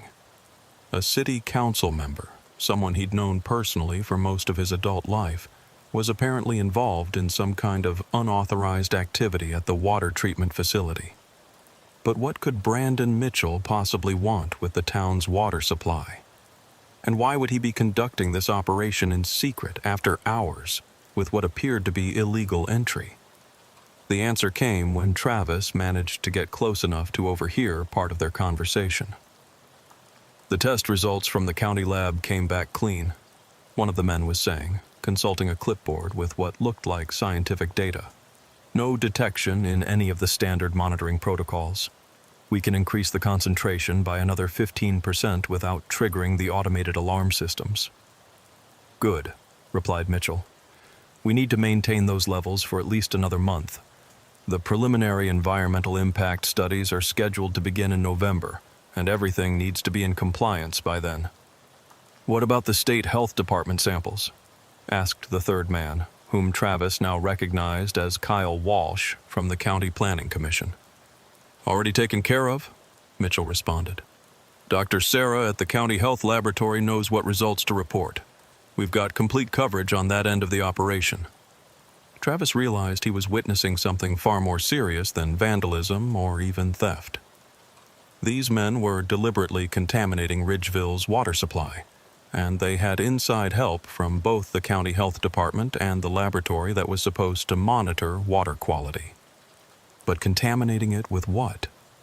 And why would respected members of the community be involved in something that could harm every resident of the town? As he tried to get closer to hear more of their conversation, Travis stepped on a piece of loose equipment that clanged against the concrete floor. The sound echoed through the facility like a gunshot, and all 3 men immediately stopped talking and looked in his direction. "Someone's here," Mitchell said sharply, his voice carrying the authority of someone accustomed to taking charge in crisis situations. "Check the perimeter. Find out who's listening." Travis found himself in an impossible situation. He was alone, outnumbered 3-1, and apparently dealing with a conspiracy that involved at least 1 city council member and 1 county official. His radio might not work reliably inside the building's concrete structure, and backup was at least 20 minutes away even if he could call for help. Worse, these weren't strangers or obvious criminals. They were people he knew, people whose children went to school with his neighbor's kids, people he'd worked with on community projects. Making a quick decision, Travis began to retreat toward the entrance, hoping to get outside where he could call for assistance and set up surveillance of the facility. But as he moved through the maze of equipment, he heard footsteps spreading out through the building. The men were conducting an organized search, and they clearly knew the facility's layout better than he did. Travis made it to within 50 feet of the exit when a flashlight beam caught him full in the face, temporarily blinding him and destroying his night vision. "Police officer," came a voice from the darkness behind the light. "Lower your weapon and put your hands where I can see them." Blinking away the spots from the bright light, Travis found himself facing two of the men, both now armed with pistols that looked professional rather than civilian. The third man, Brandon Mitchell, emerged from behind a filtration tank with his own weapon drawn, but his expression showed more disappointment than surprise, as if this confrontation was something he'd been expecting. "Officer Coleman," Mitchell said, his voice carrying a tone of regret rather than hostility. "I wish you hadn't seen this. I really wish you hadn't gotten involved." "Mr. Mitchell, I need you to explain what's going on here," Travis replied, trying to maintain his professional composure despite the surreal circumstances. "Why are you in the water treatment facility after hours? And what are those chemicals you're adding to the municipal water supply?" Mitchell exchanged glances with his two companions before responding. "Travis, you've always been a good officer. Honest, dedicated, loyal to this community. That's why this situation is so unfortunate for everyone involved. Sir, I'm going to need you and these men to come with me to the station for questioning. There are clearly violations of municipal codes here at minimum, and possibly much more serious crimes." "You don't understand the situation, Travis," Mitchell interrupted, his voice taking on the patient tone of someone explaining something complex to a child. "This isn't a crime. This is business. Important business that's worth more money than you can possibly imagine." Kyle Walsh stepped forward, and Travis recognized him now as someone he'd worked with on zoning issues and development permits. "Brandon, we can't let him leave here with this information, not knowing what he knows now." Travis felt adrenaline flood his system as he realized the true danger of his situation. These weren't ordinary criminals who might flee when confronted by police.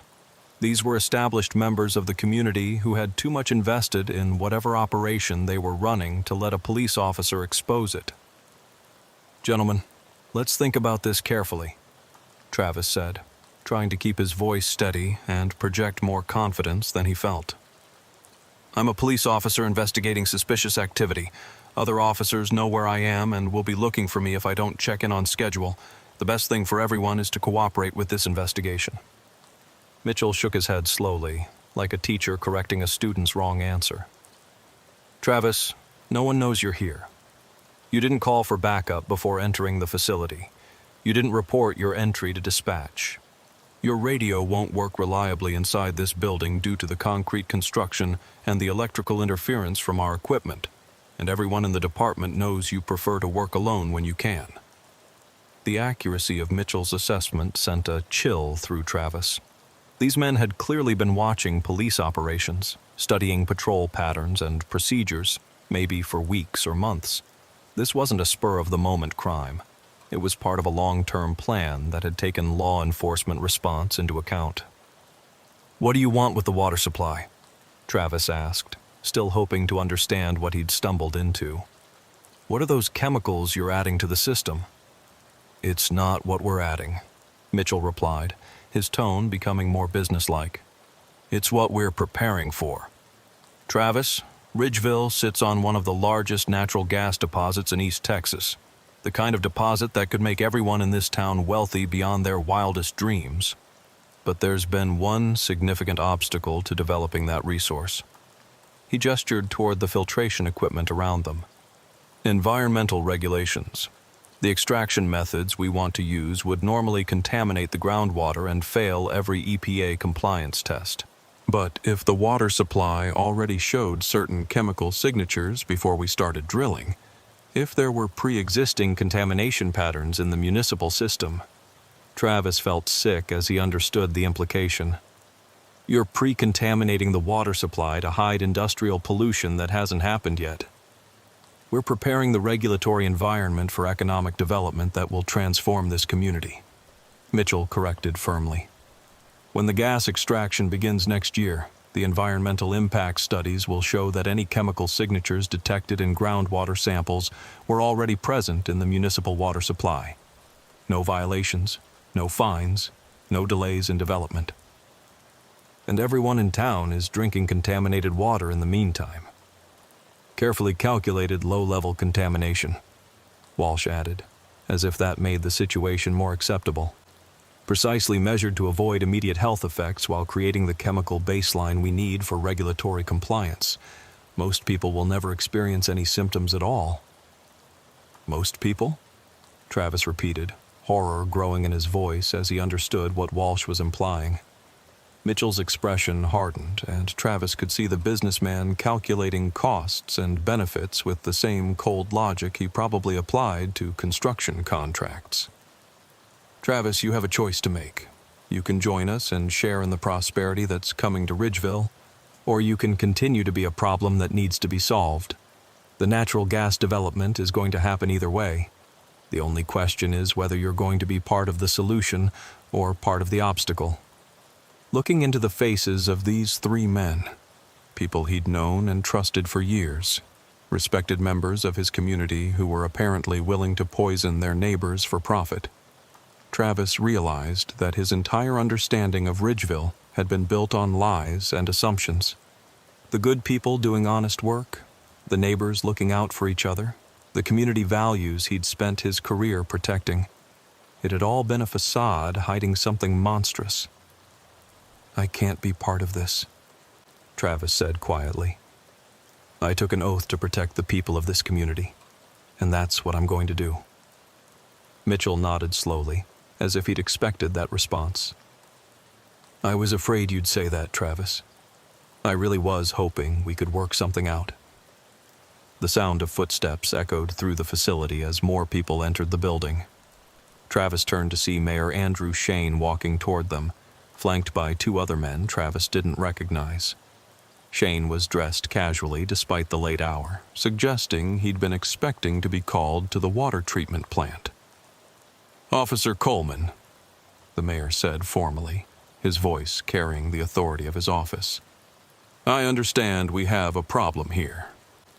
The presence of Mayor Shane at the water treatment facility transformed Travis's understanding of what he was facing from a criminal conspiracy involving a few corrupt businessmen into something that reached the highest levels of Ridgeville's government.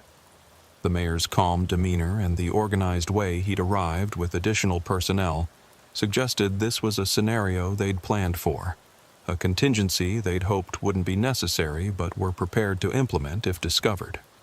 Mr. Mayor, Travis said, trying to maintain his professional composure despite the surreal circumstances of finding himself held at gunpoint by people he'd known and trusted for years. I need you to explain what's happening here.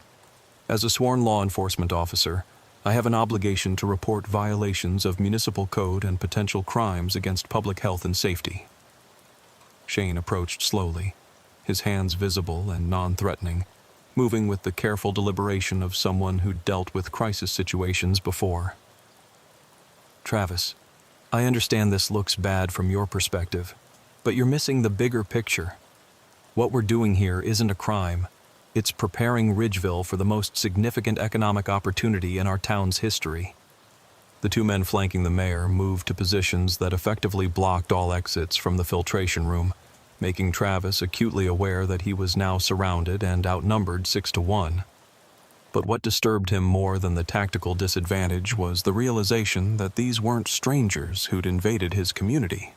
These were people he'd voted for, people whose children played on the same Little League teams as his neighbors' kids, people he'd shared meals with at community events and church functions. Travis, Mitchell said, stepping forward with his weapon now lowered but still ready, let me explain what's really at stake here because I think you're focusing on the wrong things. The natural gas deposit under Ridgeville isn't just valuable, it's generational wealth. We're talking about enough money to transform every family in this town, to fund schools and infrastructure projects that would make Ridgeville a model community for rural economic development. But only if we can extract it without running into environmental complications, Shane added, his voice taking on the persuasive tone Travis had heard him use during city council meetings and public forums. The EPA regulations are designed to prevent exactly the kind of large-scale extraction we need to make this profitable, unless there's already a documented baseline of certain chemical signatures that would make the extraction impact negligible by comparison. Travis felt sick as the full scope of their plan became clear. You're poisoning the entire town to create legal cover for industrial pollution that will make you rich. How many people are you willing to hurt for this gas money? The chemical concentrations we're introducing are carefully calculated, Walsh interjected, pulling out a tablet computer and consulting what appeared to be scientific data. We brought in consultants from Houston, specialists in environmental chemistry and toxicology.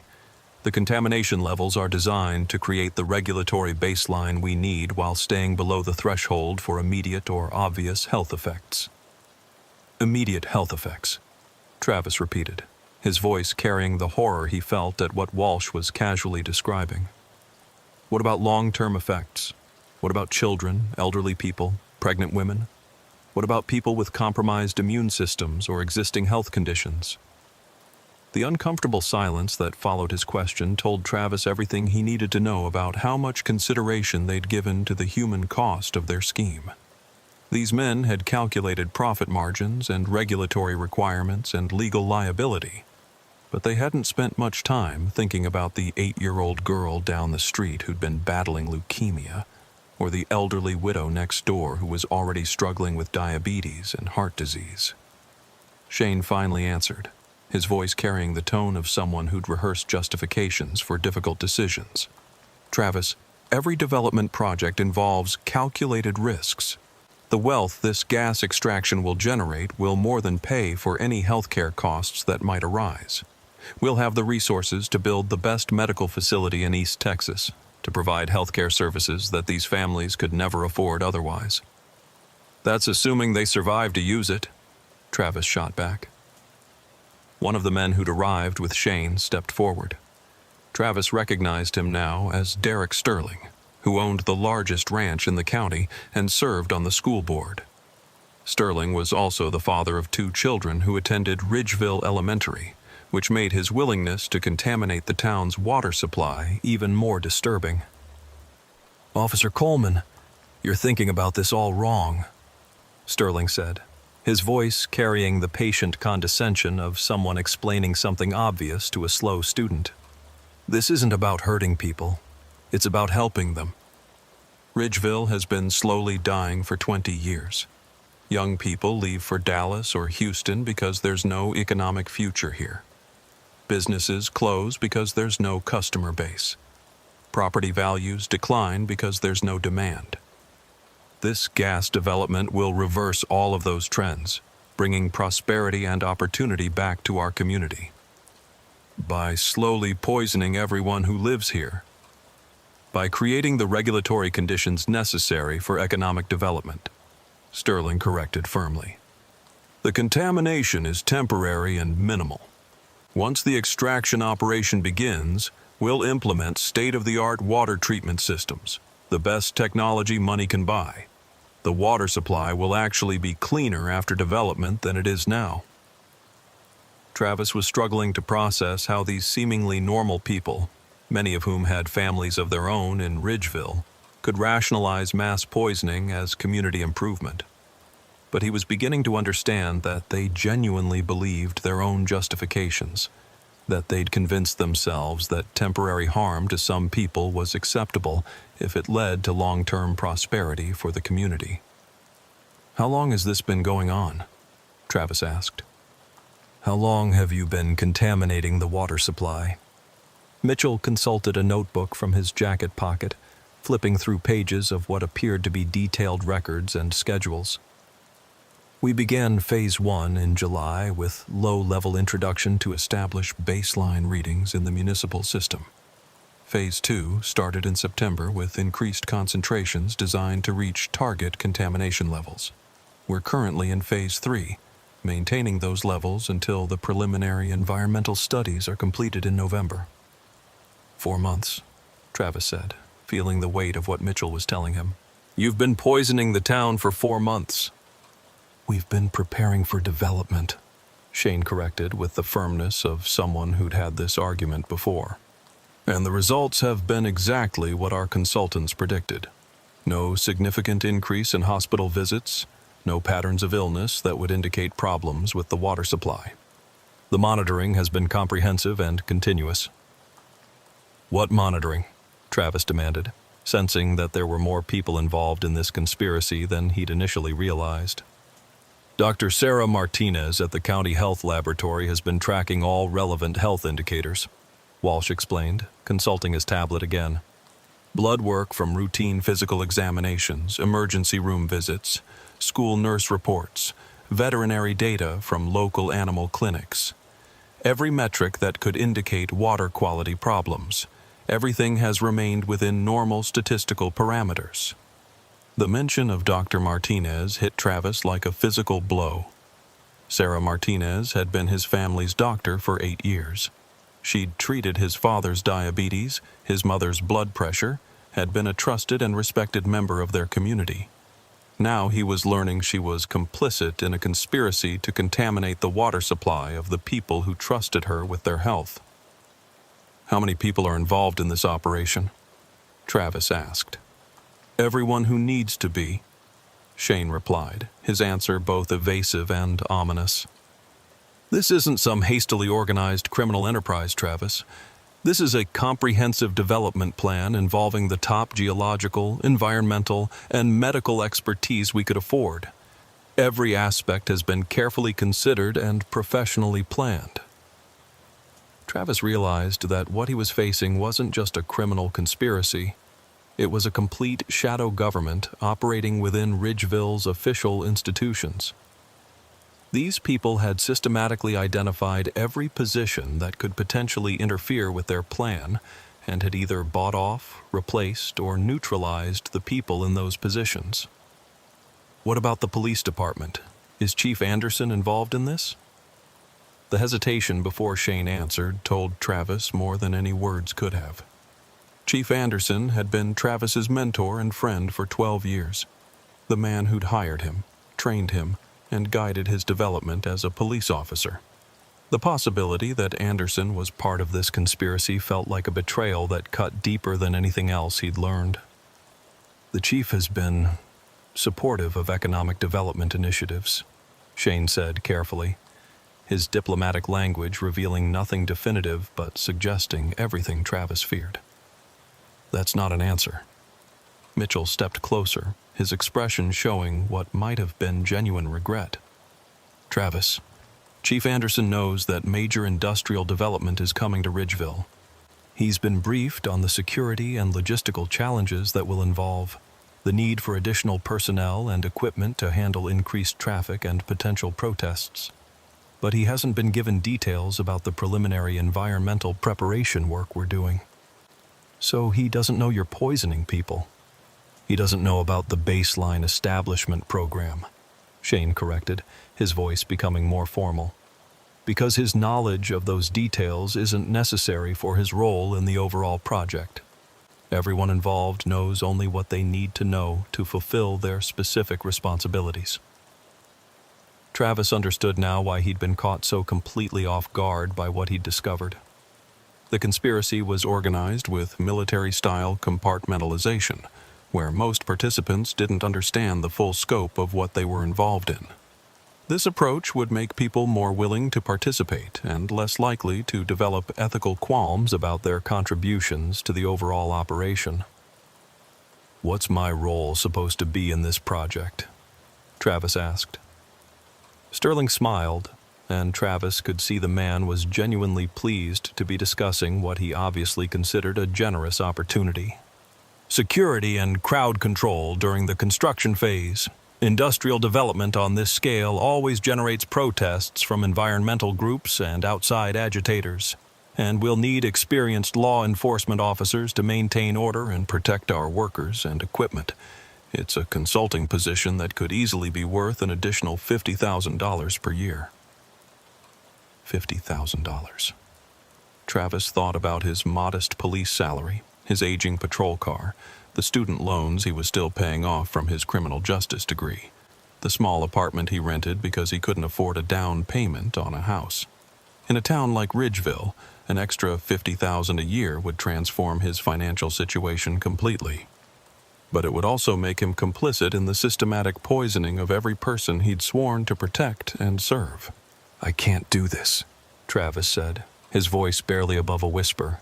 "I can't be part of poisoning my own community for money." The atmosphere in the room shifted immediately. The pretense of friendly persuasion evaporated, replaced by the cold calculation of people who'd moved past trying to recruit Travis and were now focused on neutralizing him as a threat. "Travis," Shane said quietly, his voice taking on the tone of someone delivering bad news, "you need to understand that this development is going to happen whether you help us or not. The federal permits are already in process. The environmental studies are scheduled to begin next month. The investment capital has been committed by energy companies that have more resources than you can imagine. The only question is whether you're going to be part of Ridgeville's prosperous future or not. Are you threatening me?" "I'm explaining reality," Shane replied, his mayoral authority lending weight to his words. "You've seen something tonight that you weren't supposed to see. You know details about a legitimate business operation that could be misinterpreted if taken out of context and presented to people who don't understand the full scope of what we're trying to accomplish. That knowledge makes you either an asset or a liability." Walsh stepped forward, consulting his tablet as if Travis was a problem to be solved through careful data analysis. "Officer Coleman, we've researched your background extensively. You're a good man, a dedicated officer, someone who cares deeply about this community and its future. That's exactly the kind of person we want on our team. But if you're not on the team," Sterling added, his voice carrying unmistakable menace despite his calm tone, "if you're determined to interfere with something that will benefit every person in Ridgeville, then you become a threat to the welfare of 8,500 people." Travis realized they were offering him a choice that wasn't really a choice at all. Join the conspiracy or be eliminated as a threat to it. "What happened to the anonymous caller?" Travis asked. "Someone called in reports of suspicious activity at this facility tonight. Where are they now?" The silence that followed his question was more ominous than any direct threat they could have made. Finally, Mitchell answered with the kind of careful precision that suggested he'd been prepared for this question. "There was no anonymous caller, Travis. We made that call ourselves. You." "What?" "We needed to evaluate your response to reports of unusual activity at a critical municipal facility," Walsh explained, his tone suggesting this was a perfectly reasonable thing to do. "Whether you would follow proper procedure and wait for backup, or whether you would investigate alone, whether you could be trusted to be discreet about sensitive matters, or whether you would create complications for legitimate business operations." Travis felt the world shifting around him as he understood what had happened. "This was a test. You set me up. We needed to assess your suitability for the security consulting position," Shane confirmed, "and unfortunately your actions tonight have raised serious concerns about your ability to work effectively within a team structure." "My actions? I responded to reports of suspicious activity at a municipal facility. I did my job exactly as I was trained to do it." "You investigated alone without calling for backup," Walsh pointed out, consulting his notes. "You entered a secured building without proper authorization. You drew your weapon in a situation that didn't warrant the use of deadly force. Your judgment and decision-making process raise questions about your reliability and professional competence." Travis stared at these men who were systematically rewriting reality to justify their actions. They'd manipulated him into a situation where every correct professional decision could be twisted into evidence of poor judgment, where his dedication to duty became proof of his unfitness for duty. "This is insane," he said. "You're rewriting reality to justify keeping me quiet about your crimes." "We're documenting a police officer's erratic behavior during a routine security evaluation," Sterling replied calmly. behavior that suggests he may not be psychologically fit for duty in his current position. The implications hit Travis immediately. They weren't just planning to silence him, they were planning to discredit him. If he tried to report what he'd seen, they would counter with documentation of his erratic behavior and psychological instability. His word against the mayor, a city council member, a school board member, and a county planning commissioner. His career would be over, his credibility destroyed, and the water contamination would continue. "You've thought of everything," Travis said. "We've planned comprehensively," Shane agreed. "Because too much is at stake to leave anything to chance. The future of this community, the prosperity of thousands of families, the economic survival of Ridgeville itself.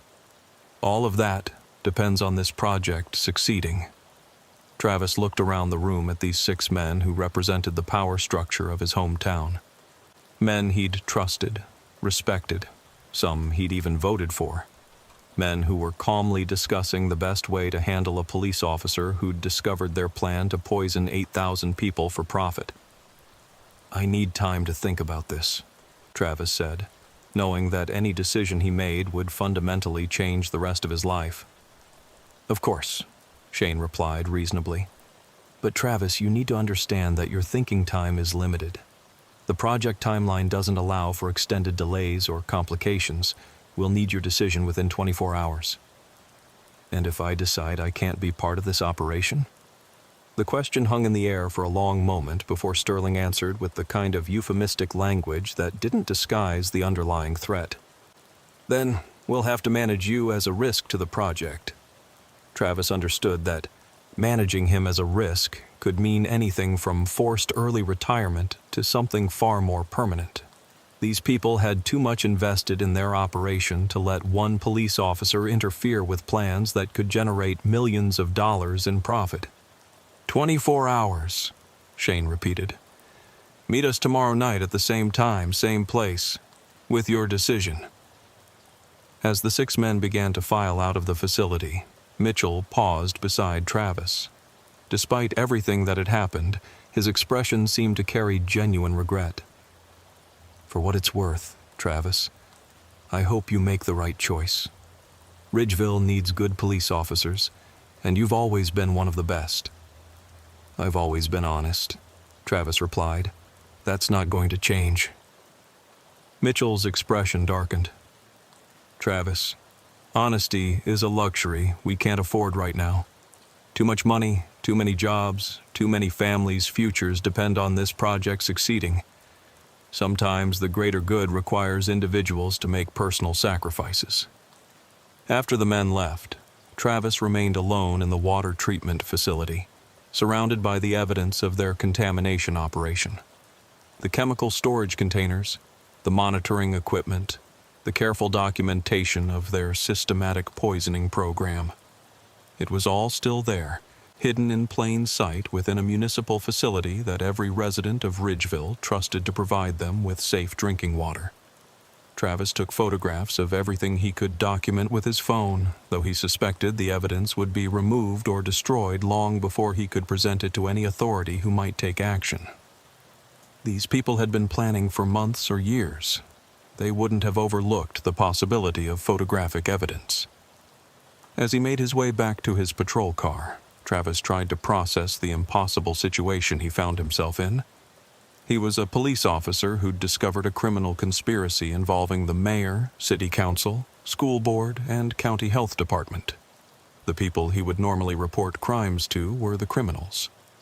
The evidence he'd gathered would be dismissed as the fabrications of an unstable officer who'd violated protocol and entered a secured facility without authorization.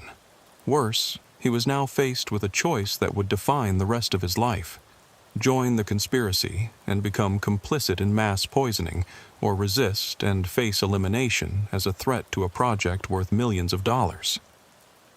Travis sat in his patrol car for nearly an hour, staring at the water treatment facility and trying to find some way out of the trap these men had constructed around him. Every option he considered led to the same conclusion. He was outnumbered, outmaneuvered, and out of legal alternatives. Finally, he started the engine and began the drive back to town. As he drove through the quiet streets of Ridgeville, past houses where families were sleeping peacefully, unaware that their water supply had been deliberately contaminated for 4 months, Travis realized that the weight of their lives was now resting squarely on his shoulders. 8,500 people were drinking poison every day, and he was the only one who knew it, the only one in a position to do anything about it, the only one who could choose between saving them and saving himself. By the time Travis reached his apartment, he'd made his decision. It wasn't the smart choice, wasn't the safe choice, probably wasn't even the survivable choice, but it was the right choice. And for a police officer who'd sworn an oath to protect and serve his community, that would have to be enough, even if it killed him.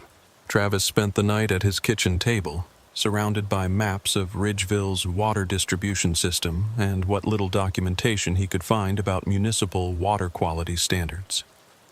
The photographs on his phone showed clear evidence of the contamination operation, but he knew they would be worthless without corroborating testimony or official documentation that he had no way to access without exposing himself to the very people who were running the conspiracy. By 4 a.m., Travis had reached several disturbing conclusions about the scope of what he was facing. The natural gas development project would require coordination with state environmental agencies, federal permit offices, and major energy corporations. The money involved wasn't just local wealth. It was institutional investment capital that would involve lawyers, accountants, and regulatory specialists across multiple states. These weren't small-town criminals who'd gotten in over their heads.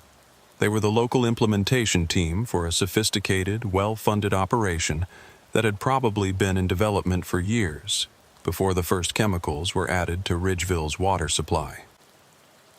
Travis's phone rang at 6:15 a.m. Chief Anderson's name appeared on the display, and Travis felt his stomach clench as he answered. "Travis, I need you to come in early today. We've got some administrative matters to discuss."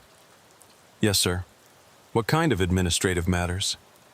"Personnel issues. I'll explain when you get here." Travis felt his pulse quicken as he ended the call. Personnel issues at 6:15 a.m. on a Friday morning probably meant they'd decided not to wait 24 hours for his answer. The conspiracy was moving faster than they'd indicated the night before, which suggested something had changed since their meeting at the water treatment facility. When Travis arrived at the police station, he found Chief Anderson waiting in his office with 2 men Travis didn't recognize. Both were wearing expensive suits despite the early hour, and they had the unmistakable bearing of corporate executives or government officials, people accustomed to wielding authority and getting results. "Travis, sit down," Chief Anderson said, his tone formal and uncomfortable, lacking the easy familiarity they'd shared for 12 years. "These gentlemen are from Sterling Environmental Consulting. They're conducting a security assessment for some upcoming industrial development in our area." The taller of the 2 men extended his hand with the practiced smoothness of someone who made his living managing difficult situations. "Officer Coleman, I'm Marcus Webb, Director of Security Operations.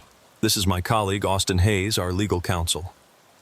Travis shook their hands while studying their faces and trying to assess what kind of threat they represented.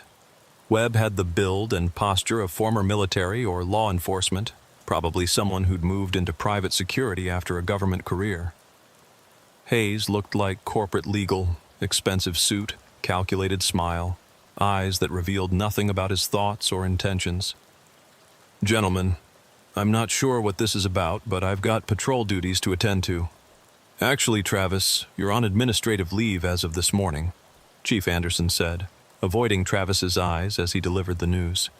"These gentlemen have raised some concerns about your conduct during last night's incident at the water treatment facility." Travis felt the trap closing around him with mechanical precision.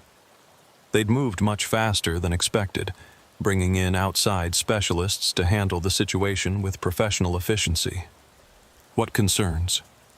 Hayes consulted a legal pad with what appeared to be carefully prepared notes.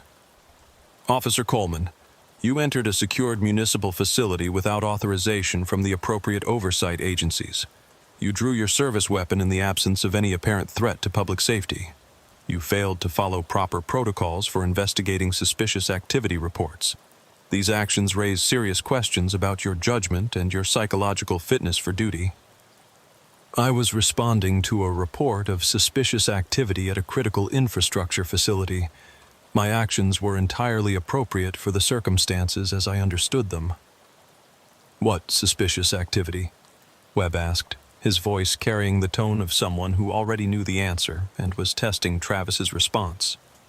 Our investigation shows that the facility was being used for legitimate maintenance operations by authorized personnel.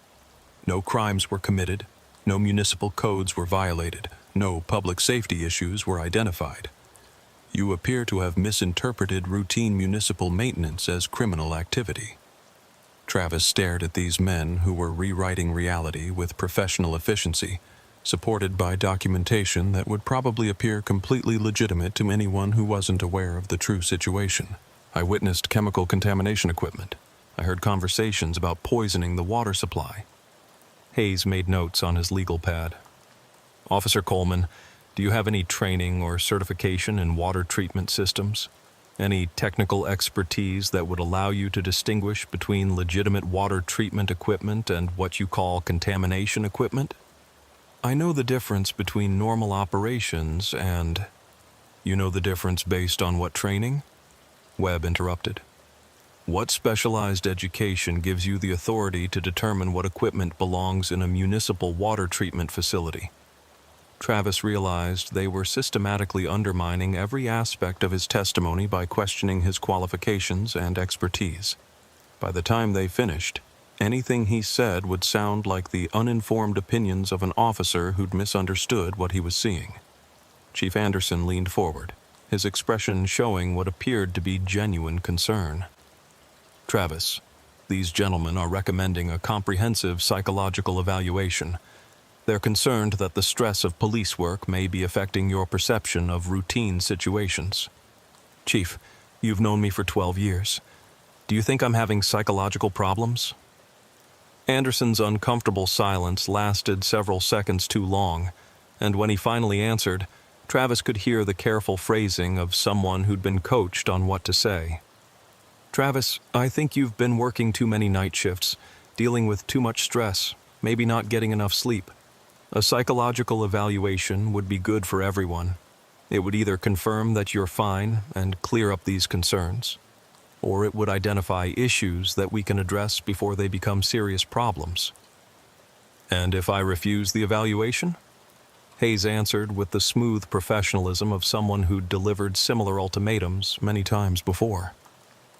Officer Coleman, based on your actions last night, you're facing potential criminal charges for breaking and entering, trespassing on municipal property, and interfering with legitimate municipal operations.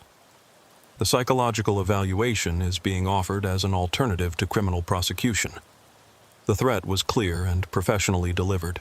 Submit to evaluation and potential forced treatment, or face criminal charges that would destroy his career and credibility permanently. How long would this evaluation take? Travis asked. Standard protocol calls for a 72-hour observation period, Webb replied, during which time you would be confined to a secure medical facility for comprehensive psychological testing and evaluation. 72 hours. 3 days during which Travis would be locked away while the conspiracy completed whatever timeline they were working toward. By the time he was released, the evidence would be gone, the contamination operation would be finished, and he'd be a discredited police officer with a documented history of mental health issues. I need to think about this, Travis said. I'm afraid the offer has a time limit, Hayes replied, consulting his watch as if timing was a crucial factor. The alternative criminal charges need to be filed within 24 hours of the incident. You have until 6 p.m. today to make your decision. Travis looked at Chief Anderson, hoping to see some sign that his mentor and friend was being coerced or manipulated. But Anderson's expression was carefully neutral, giving away nothing about his true thoughts or loyalties. Chief, can I speak with you privately? Anderson nodded, and the two consultants stepped outside his office, closing the door behind them. Travis, I need you to tell me honestly. Are you having any personal problems?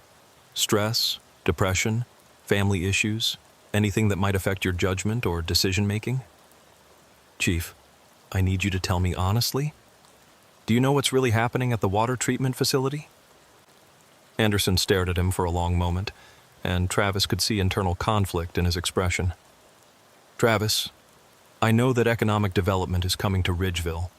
Major development, the kind that will create jobs and bring prosperity to this community. And I know that sometimes good people can get confused about what constitutes criminal activity versus what constitutes legitimate business operations. That's not an answer. It's the only answer I can give you right now. Travis understood that Chief Anderson was either part of the conspiracy or had been neutralized as effectively as Travis himself was being neutralized. Either way, he was alone. When the consultants returned, Travis made his decision. I'll take the psychological evaluation. Smart choice, Webb said, and Travis could hear genuine approval in his voice. Transportation has been arranged. You'll be taken to a facility in Houston where qualified professionals can properly assess your condition. When? Now, Hayes replied, as if there had never been any other possibility. The evaluation needs to begin immediately to be completed within the legal time frame for filing charges. Travis realized he was being kidnapped under the guise of medical treatment. Once he was in Houston, in a facility controlled by people working for the conspiracy, there was no telling when or if he'd be released. I need to go home first, pack some clothes, make arrangements for someone to check on my apartment. Already taken care of, Webb said smoothly. Your personal effects will be brought to the facility. Someone from the department will handle your apartment and any other responsibilities you have here.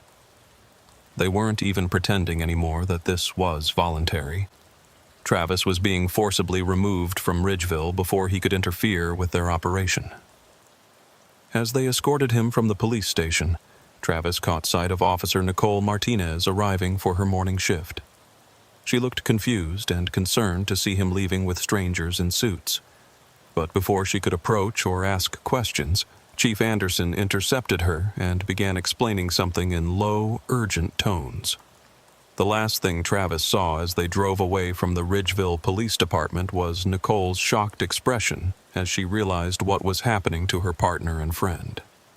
The drive to Houston took 3 hours, during which Webb and Hayes made polite conversation about the weather, the oil industry, and the economic development opportunities in rural Texas. They seemed genuinely friendly, as if they were colleagues heading to a business meeting rather than men who were effectively kidnapping a police officer to prevent him from exposing a mass poisoning operation. The facility they took him to was a private psychiatric hospital on the outskirts of Houston, the kind of place that catered to wealthy clients who needed discreet treatment for problems that might damage their reputations if made public. The staff was professional, courteous, and clearly accustomed to handling patients who weren't there entirely voluntarily. Dr. Amanda Phillips, the psychiatrist who conducted Travis's intake interview, was a middle-aged woman with kind eyes and a gentle manner that put patients at ease. But Travis noticed that she took extensive notes about everything he said, and her questions seemed designed to elicit responses that could be interpreted as evidence of paranoid delusions or psychological instability. Officer Coleman, can you tell me about the events that led to your evaluation? I discovered evidence of a conspiracy to contaminate my town's water supply and was threatened when I tried to report it to my superiors. Dr. Phillips wrote extensively in her notes. When you say conspiracy, can you describe who you believe was involved? The mayor, a city council member, county officials, and several local businessmen. People in positions of authority who were working together to poison the municipal water system. More detailed notes. And what evidence did you observe of water system contamination? Chemical storage containers that didn't belong in a water treatment facility, monitoring equipment being used to track contamination levels, and conversations about maintaining poison levels to avoid detection by regulatory authorities. Officer Coleman, do you have any specialized training in chemistry or water treatment systems that would allow you to identify contamination equipment? Travis realized that every answer he gave was being filtered through the assumption that he was having paranoid delusions. The truth sounded insane when presented in a clinical context, especially when told by someone who'd been forcibly committed for psychological evaluation. Doctor, I need you to understand something. I'm a police officer who discovered criminal activity. I'm not mentally ill, and I don't belong in a psychiatric facility. I understand that you believe what you experienced was real, Dr. Phillips replied with professional gentleness. But sometimes, stress and overwork can cause our minds to interpret ordinary situations as threatening or conspiratorial. The goal of our evaluation is to determine whether your perceptions accurately reflect reality. Travis spent the rest of the day undergoing psychological tests, medical examinations, and interviews with various specialists. Each interaction followed the same pattern. Professional courtesy combined with the underlying assumption that he was psychologically unstable and unable to distinguish between reality and paranoid fantasies. That evening, as he sat in his private room overlooking the Houston skyline, Travis realized the full genius of the trap that had been constructed around him. Even if he somehow convinced the hospital staff that he was sane, even if he was released after 72 hours, his credibility as a police officer would be permanently destroyed. Any future attempt to expose the water contamination would be dismissed as the continued delusions of an officer who'd already been institutionalized for mental health issues. But what terrified Travis most was the realization that while he was locked away in Houston, the people of Ridgeville were still drinking contaminated water. Every day he spent in the psychiatric facility was another day that 8,000 people were being slowly poisoned for profit, and there was nothing he could do to stop it. Travis lay on the narrow hospital bed, staring at the ceiling and trying to find some way to protect his community from the inside of a psychiatric facility. But every option he considered led back to the same conclusion. He'd been neutralized as effectively as if they'd simply made him disappear. The conspiracy was proceeding on schedule while he was locked away, discredited and helpless. Somewhere in Ridgeville, Mayor Shane and his associates were congratulating themselves on how efficiently they'd handled the Travis Coleman problem. The water contamination would continue, the environmental studies would be completed on schedule, and the natural gas extraction would begin as planned. All because one honest police officer had tried to protect his community and discovered that the real criminals were the people he'd trusted to lead it. On his second day in the facility, Travis was assigned to a group therapy session led by Dr. Phillips. The other participants were a mix of individuals dealing with various mental health issues, but one man caught Travis's attention immediately. The man introduced himself as Garrett Sullivan, a former sheriff's deputy from Newton County who'd been in the facility for 6 weeks. During a break in the session, Garrett approached Travis privately. "Been here 6 weeks," Garrett said quietly. "Started asking too many questions about missing persons cases in my jurisdiction. Next thing I know, I'm having a psychological evaluation for paranoid delusions."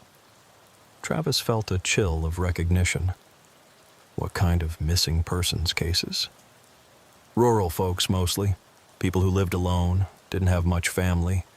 Their cars would be found abandoned on back roads, but the people were never found. When I started connecting the cases, started thinking maybe they weren't random disappearances, my supervisor decided I was getting too stressed and needed professional help. Travis realized he wasn't the first police officer who'd been neutralized this way.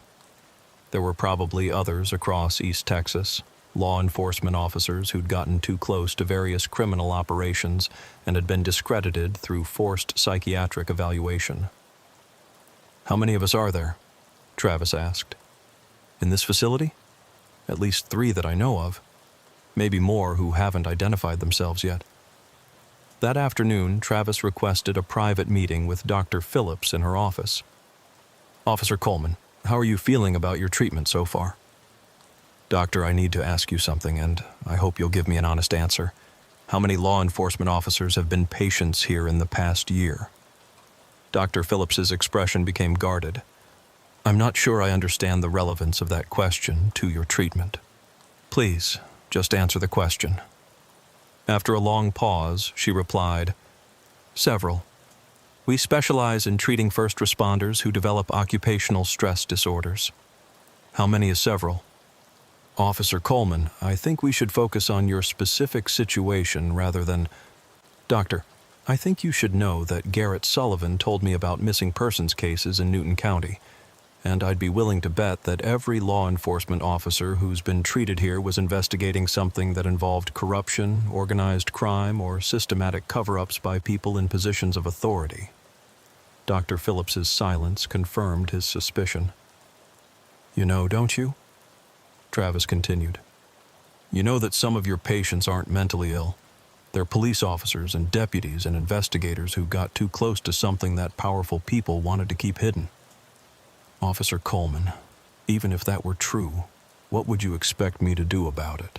I'm a psychiatrist, not a criminal investigator. You could document it. You could create a record that shows a pattern of law enforcement officers being institutionalized after investigating specific types of cases involving public corruption. Dr. Phillips stared out her office window for several minutes before responding.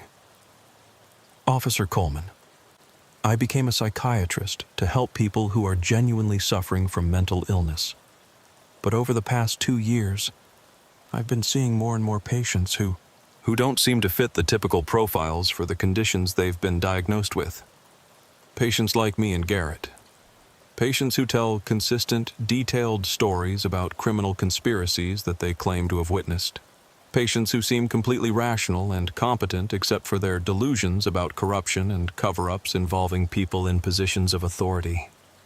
Travis leaned forward.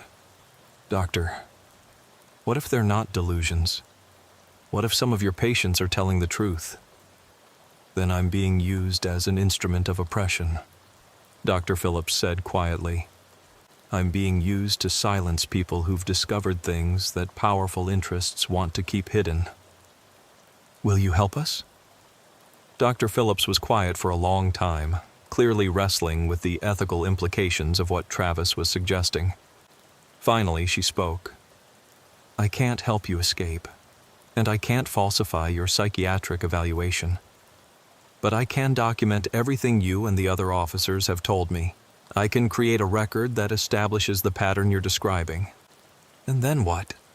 I don't know. But if something happens to you, if you disappear or have an accident after you're released, there will be a documented record of what you told me. A record that establishes your credibility and mental competence at the time you made these allegations. It wasn't much, but it was something. Travis spent the rest of his time at the facility documenting everything he could remember about the water contamination operation in Ridgeville, creating a detailed written record that Dr. Phillips promised to preserve in secure files. On his final day at the facility, Travis received an unexpected visitor. Officer Nicole Martinez had driven down from Ridgeville, claiming to be conducting a welfare check on behalf of the police department. They met in a visitor's room under the supervision of hospital staff, which meant their conversation had to be carefully coded. But Nicole was smart enough to pick up on his subtle references. Travis, everyone back home is concerned about your health, Nicole said, her voice carrying subtle emphasis on certain words. The water department has been working overtime to address some quality issues that came up recently. Travis understood immediately. The contamination operation was continuing, possibly accelerating while he was gone. Quality issues? He asked. Nothing serious, according to the city council, Nicole replied, but her expression suggested otherwise. Just some unusual chemical readings that the monitoring equipment picked up. They held an emergency meeting to discuss upgrading the treatment systems. Emergency meeting. That meant they were moving faster than originally planned, probably because they knew Travis would be returning soon and wanted to complete their timeline before he could cause any more problems. When did these quality issues first show up? Travis asked. About 4 months ago, according to the official records. But the levels have increased recently. The city council says the equipment might need recalibration. Nicole was telling him that the contamination had reached dangerous levels, possibly because they were rushing to complete their regulatory preparation before his release from the psychiatric facility. Before Travis could ask more questions, a hospital staff member announced that visiting time was over. Nicole stood to leave, but as she gathered her things, she slipped a small piece of paper into Travis's hand. After she left, Travis unfolded the paper in his room. Written in Nicole's careful handwriting was a phone number and the words, "Call when you get out. There are others who know." Travis was released from the psychiatric facility on Monday morning with a clean bill of mental health and a recommendation for ongoing stress management counseling. The official report concluded that he'd suffered from acute work-related stress that had caused him to misinterpret routine municipal operations as criminal activity, but that he was now stable and fit for duty with appropriate monitoring and support. Dr. Phillips met with him privately before his discharge, handing him a sealed envelope with his official psychiatric evaluation and a business card with her personal contact information. "Officer Coleman, if you feel threatened or if your situation becomes dangerous, call the number on the back of that card immediately. And remember what we discussed about documentation? Sometimes the truth needs to be preserved even when it can't immediately be acted upon." The drive back to Ridgeville took 3 hours, during which Travis reviewed everything that had happened and tried to prepare himself for what he would face when he returned to a community where powerful people wanted him silenced. He knew his real work was just beginning. As he crested the hill overlooking Ridgeville, Travis could see the water treatment facility in the distance. The same facility where 4 days earlier he'd discovered that his hometown had been built on lies, that the people he'd trusted to lead his community were willing to poison their neighbors for money. But he also knew that Nicole had allies, that there were others who knew about the conspiracy, and that his forced hospitalization might not have been as successful in silencing him as the conspirators had hoped. Travis pulled into the parking lot of the Ridgeville Police Department, knowing that his life as a small-town police officer was forever changed. He would never again have the luxury of believing that his community was fundamentally good, that his colleagues were trustworthy, that the system he'd sworn to serve was worth preserving in its current form. Chief Anderson greeted him with what appeared to be genuine relief. "Travis, welcome back. How are you feeling?" "Much better, Chief. The evaluation was helpful. I'm ready to get back to work." "Good to hear. We've got a lot of catching up to do. There have been some changes while you were away, and I want to make sure you're fully briefed on new procedures and priorities." Travis was certain there had been changes. The question was whether any of the people in Ridgeville would live long enough to see justice served, or whether the contamination would claim victims before he could find a way to stop it. That evening, Travis called the number Nicole had given him. A woman answered on the second ring. "Officer Coleman, I've been hoping to hear from you. My name is Jessica Romano. I'm an investigative journalist from Austin.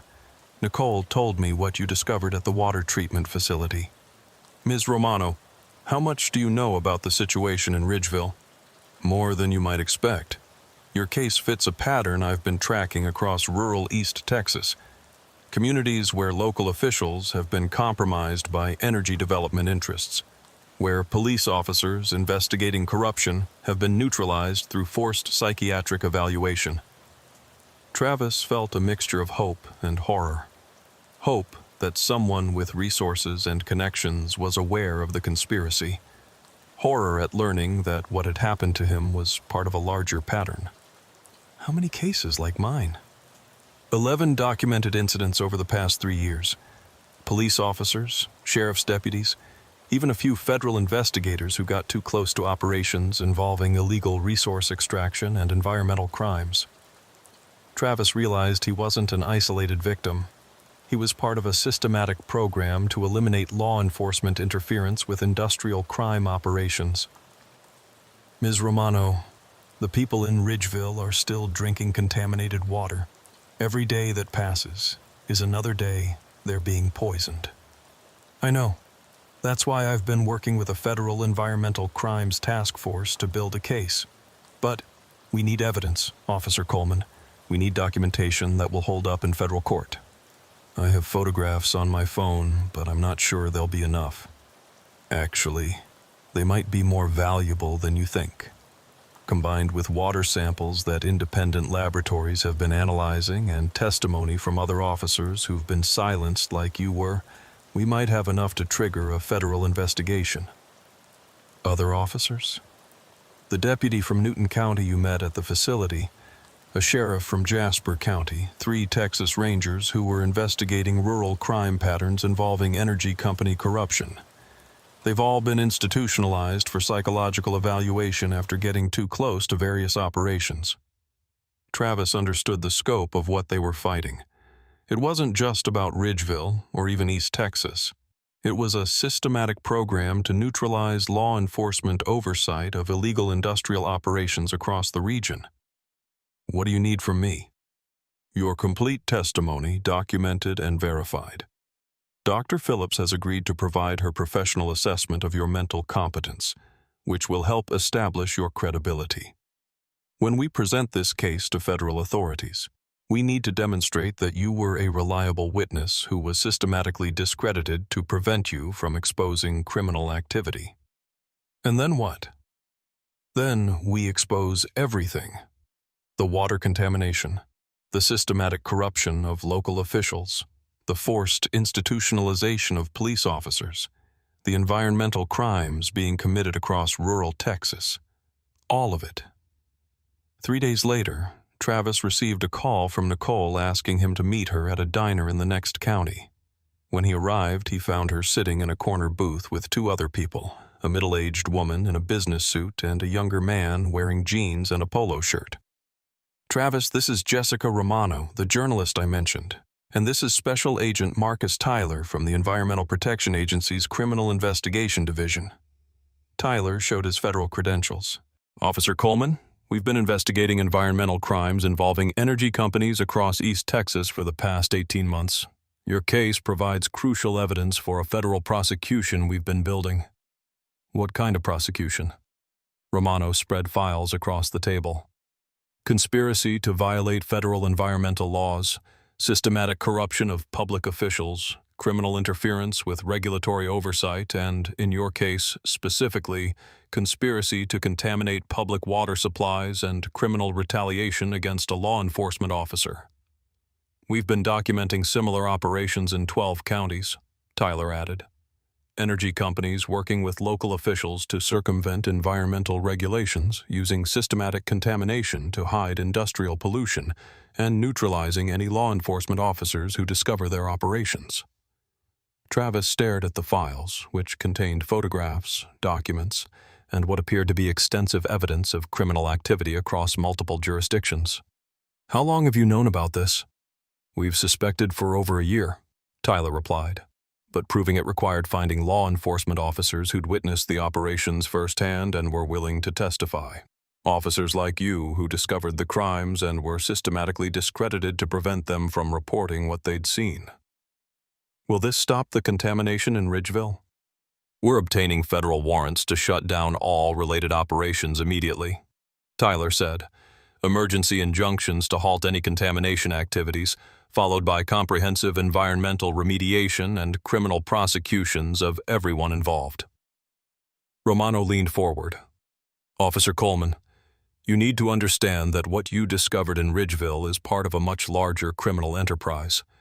When this case breaks, it's going to expose corruption at levels most people never imagined possible. The federal operation began at dawn on a Thursday morning. Travis watched from his patrol car as EPA investigators, FBI agents, and federal prosecutors descended on Ridgeville like an occupying army. The water treatment facility was seized and shut down immediately. Mayor Shane, Brandon Mitchell, Kyle Walsh, Derek Sterling, and 8 other local officials were arrested on federal charges. Dr. Sarah Martinez was taken into custody at the county health laboratory, along with evidence that she'd been falsifying water quality reports for over a year. The psychiatric facility in Houston was raided, and Dr. Phillips provided testimony about the systematic abuse of psychiatric evaluation to silence law enforcement officers. But for Travis, the most satisfying moment came when Chief Anderson was arrested at the police station, charged with conspiracy to interfere with a federal investigation and criminal retaliation against a subordinate officer. "I trusted you," Travis said as federal agents led Anderson away in handcuffs. "I was trying to protect the department," Anderson replied. "You have no idea how much money was involved, how many important people had invested in this project." "I was trying to protect the people you swore to serve." The investigation that followed revealed the scope of what had been hidden beneath Ridgeville's surface. The natural gas extraction project had been financed by a consortium of energy companies worth billions of dollars. The systematic contamination of municipal water supplies was being used in dozens of communities across the South to circumvent environmental regulations. The psychiatric facility in Houston had been used to silence over 30 law enforcement officers who'd discovered various aspects of the criminal enterprise. Some had been released after treatment, but others had disappeared entirely into what federal investigators described as a network of illegal detention facilities. Travis testified before federal grand juries in 3 states, providing evidence that led to indictments of over 60 individuals, including energy company executives, government officials, and medical professionals who'd participated in the conspiracy. The people of Ridgeville learned that they'd been drinking contaminated water for months, that their elected officials had sold their health and safety for profit, that their trusted institutions had been systematically corrupted by people who saw them as obstacles to wealth rather than human beings deserving protection. The town's water supply was extensively treated and monitored for 2 years before federal authorities declared it safe. The psychological impact on the community was harder to measure, but Travis could see it in the faces of his neighbors. The loss of trust, the realization that the people they'd counted on to protect them had been the ones harming them. Travis remained with the Ridgeville Police Department, eventually becoming chief when the position opened after Anderson's conviction. But he never forgot the lesson he'd learned about the weight of trust and the price of speaking truth to power. Years later, when young officers would ask him about the case that had made his reputation, Travis would tell them that being a police officer meant sometimes choosing between career survival and community protection, that the people who seemed most trustworthy could be the most dangerous, that corruption worked by making good people complicit in evil through small compromises and reasonable-sounding justifications. But most importantly, he would tell them that a police officer's oath wasn't to superiors or politicians or powerful interests. It was to the people who trusted them to stand between danger and innocence, even when the danger came from those in authority. The weight of that trust, Travis learned, was the heaviest burden an honest officer could carry. And sometimes it was the only thing that made the job worth doing. The town of Ridgeville still exists, though it's changed in ways both obvious and subtle. The water tastes different now, not because of contamination, but because the residents know what it cost to make it safe. Trust, once broken, never quite heals the same way. Travis Coleman serves as chief of police, a position he never wanted but accepted because someone needed to rebuild what had been destroyed. On quiet nights, when he drives the same roads he patrolled as a young officer, he sometimes thinks about how close they came to losing everything. And he reminds himself that the next threat to his community might not come from strangers or obvious criminals. It might come from people he knows, people he trusts, people who have reasonable explanations for unreasonable actions.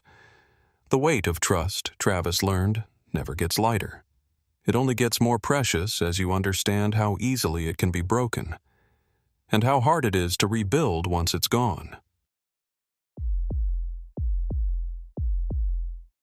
The call came in at 4:23 a.m. on a muggy August morning that already promised to be another scorcher in Brazos County, Texas. Officer Blake Murphy had been working cattle theft cases for the past 6 months, a specialty assignment that had him covering the vast ranch lands of rural Texas where million-dollar herds grazed on spreads that could stretch for hundreds of square miles. Unit 47, we've got a report of suspicious vehicle activity at the Garrett Ranch on County Road 85. The dispatcher's voice crackled through his radio. Ranch foreman reports seeing headlights and hearing truck engines near the northwest pasture around 2 a.m.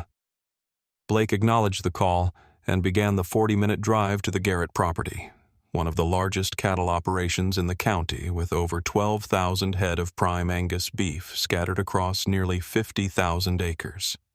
The ranch had been in the Garrett family for 4 generations, and Austin Garrett, the current owner, had built it into one of the most successful cattle operations in Texas.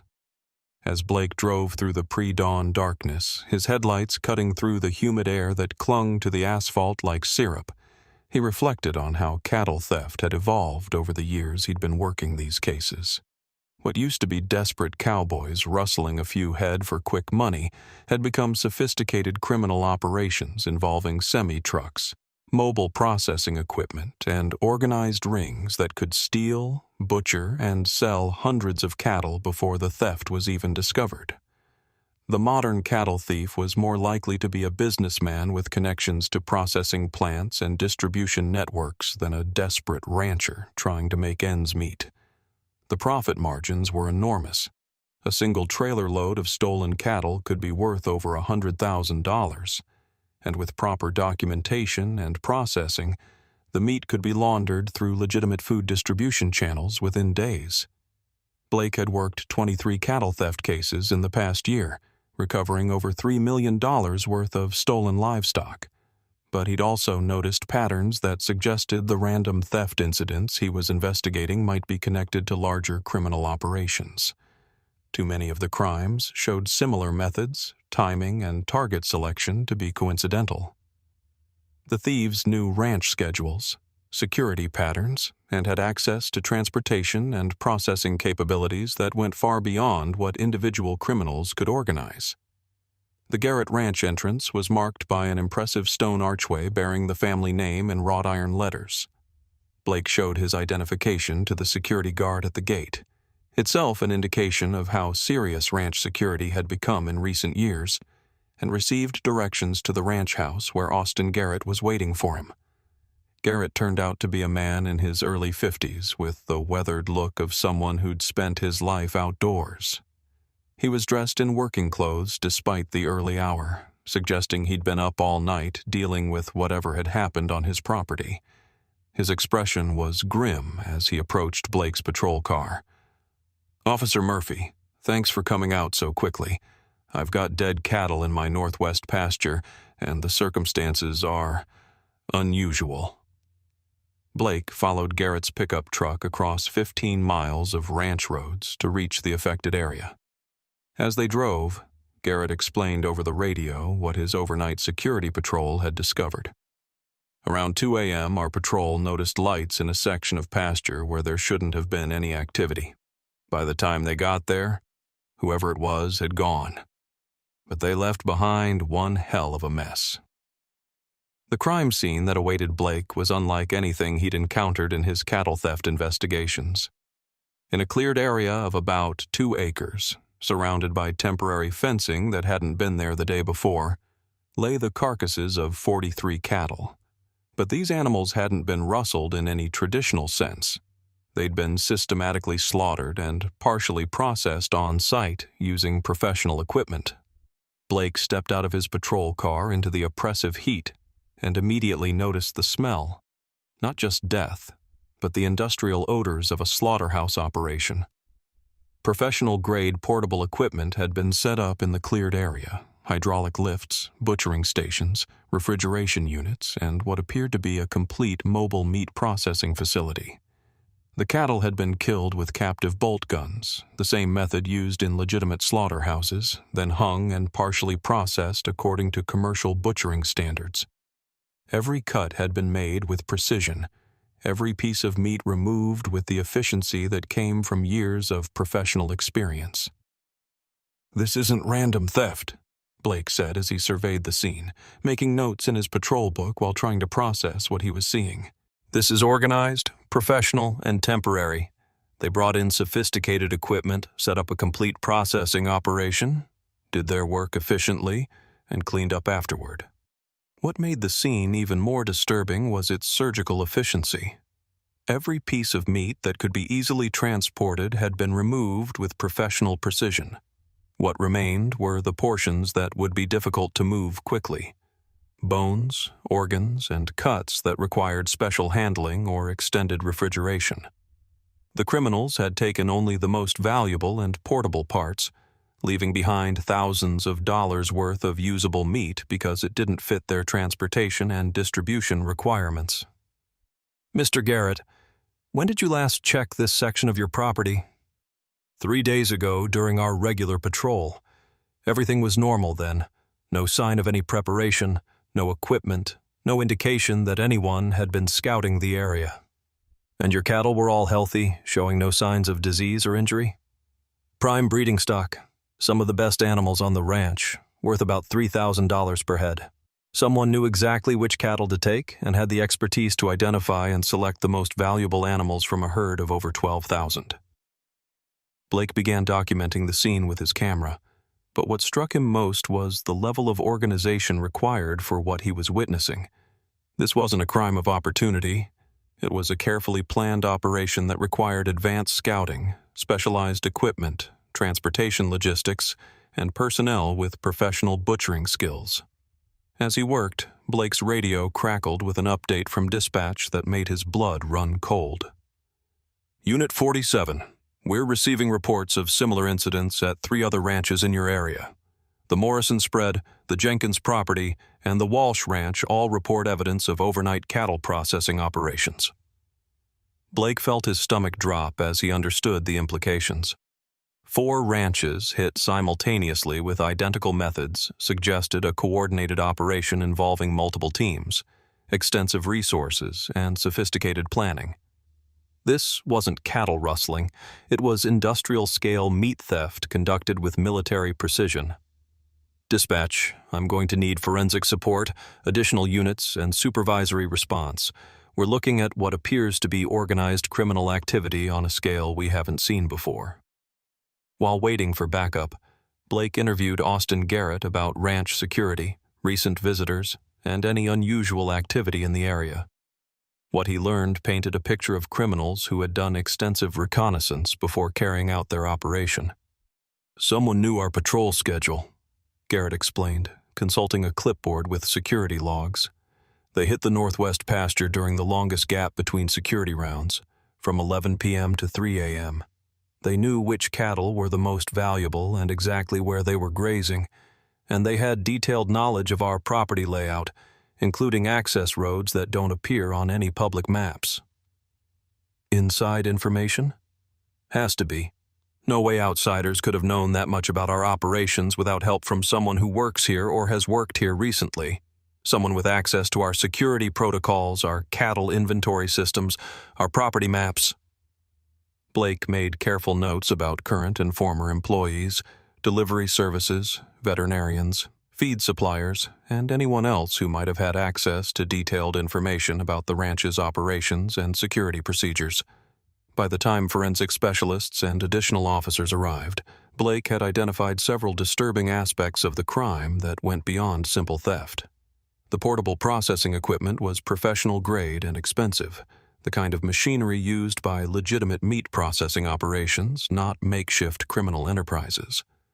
Someone had invested hundreds of thousands of dollars in equipment that could be transported, set up, and operated in remote locations. The temporary fencing that had been erected around the crime scene was high-quality livestock fencing, properly installed with professional tools and techniques. Someone had spent considerable time and money creating a secure perimeter for their illegal operation, suggesting this wasn't their first such crime. Most concerning was evidence that the criminals had been monitoring radio communications. Blake found electronic equipment near the crime scene that appeared to be designed for intercepting and monitoring law enforcement and ranch security radio frequencies. "They were listening to our communications," Blake told Sergeant Kyle Davidson when he arrived to oversee the multi-ranch investigation. "They knew when patrols were in the area, when shifts changed, when backup was being called. This was a military-style operation with sophisticated intelligence-gathering capabilities." Sergeant Davidson had been with the Texas Department of Public Safety for 18 years and had never seen cattle theft on this scale or with this level of organization. "Blake, what you're describing sounds more like organized crime than agricultural theft. The resources, planning, and coordination required for simultaneous hits on 4 ranches suggests we're dealing with criminal enterprises that go far beyond local rustling operations." As they discussed the scope of the investigation, Blake's radio crackled with another update that made the situation even more serious. "All units were receiving reports of cattle theft incidents at 6 additional ranches in Brazos and surrounding counties. Pattern appears identical to previous incidents: professional processing operations, high-value cattle, sophisticated equipment. 10 ranches hit in a single night. Blake estimated that the criminals had stolen and processed over 500 cattle worth more than $2 million. The scale and coordination required suggested an organization with resources that rivaled legitimate agricultural businesses. "Sergeant Davidson, I think we need to consider the possibility that this isn't just theft. Someone is building a shadow cattle industry, complete with processing, transportation, and distribution capabilities. They're essentially running a parallel meat production operation using stolen livestock." Davidson nodded grimly. "Which means they have buyers, processing facilities, distribution networks, and probably legitimate business fronts to launder the stolen meat. This could be organized crime moving into agricultural theft on an industrial scale." As Blake continued documenting evidence at the Garrett Ranch, he couldn't shake the feeling that what they'd discovered was just the tip of a much larger criminal enterprise. The professional execution, the sophisticated equipment, the intelligence-gathering capabilities, and the multi-location coordination all suggested an organization with significant resources and long-term planning capabilities. But what worried Blake most was something Austin Garrett had mentioned during his interview. Several other ranch owners in the area had reported losing small numbers of cattle over the past few months, losses that had been attributed to normal mortality, predation, or simple miscounting.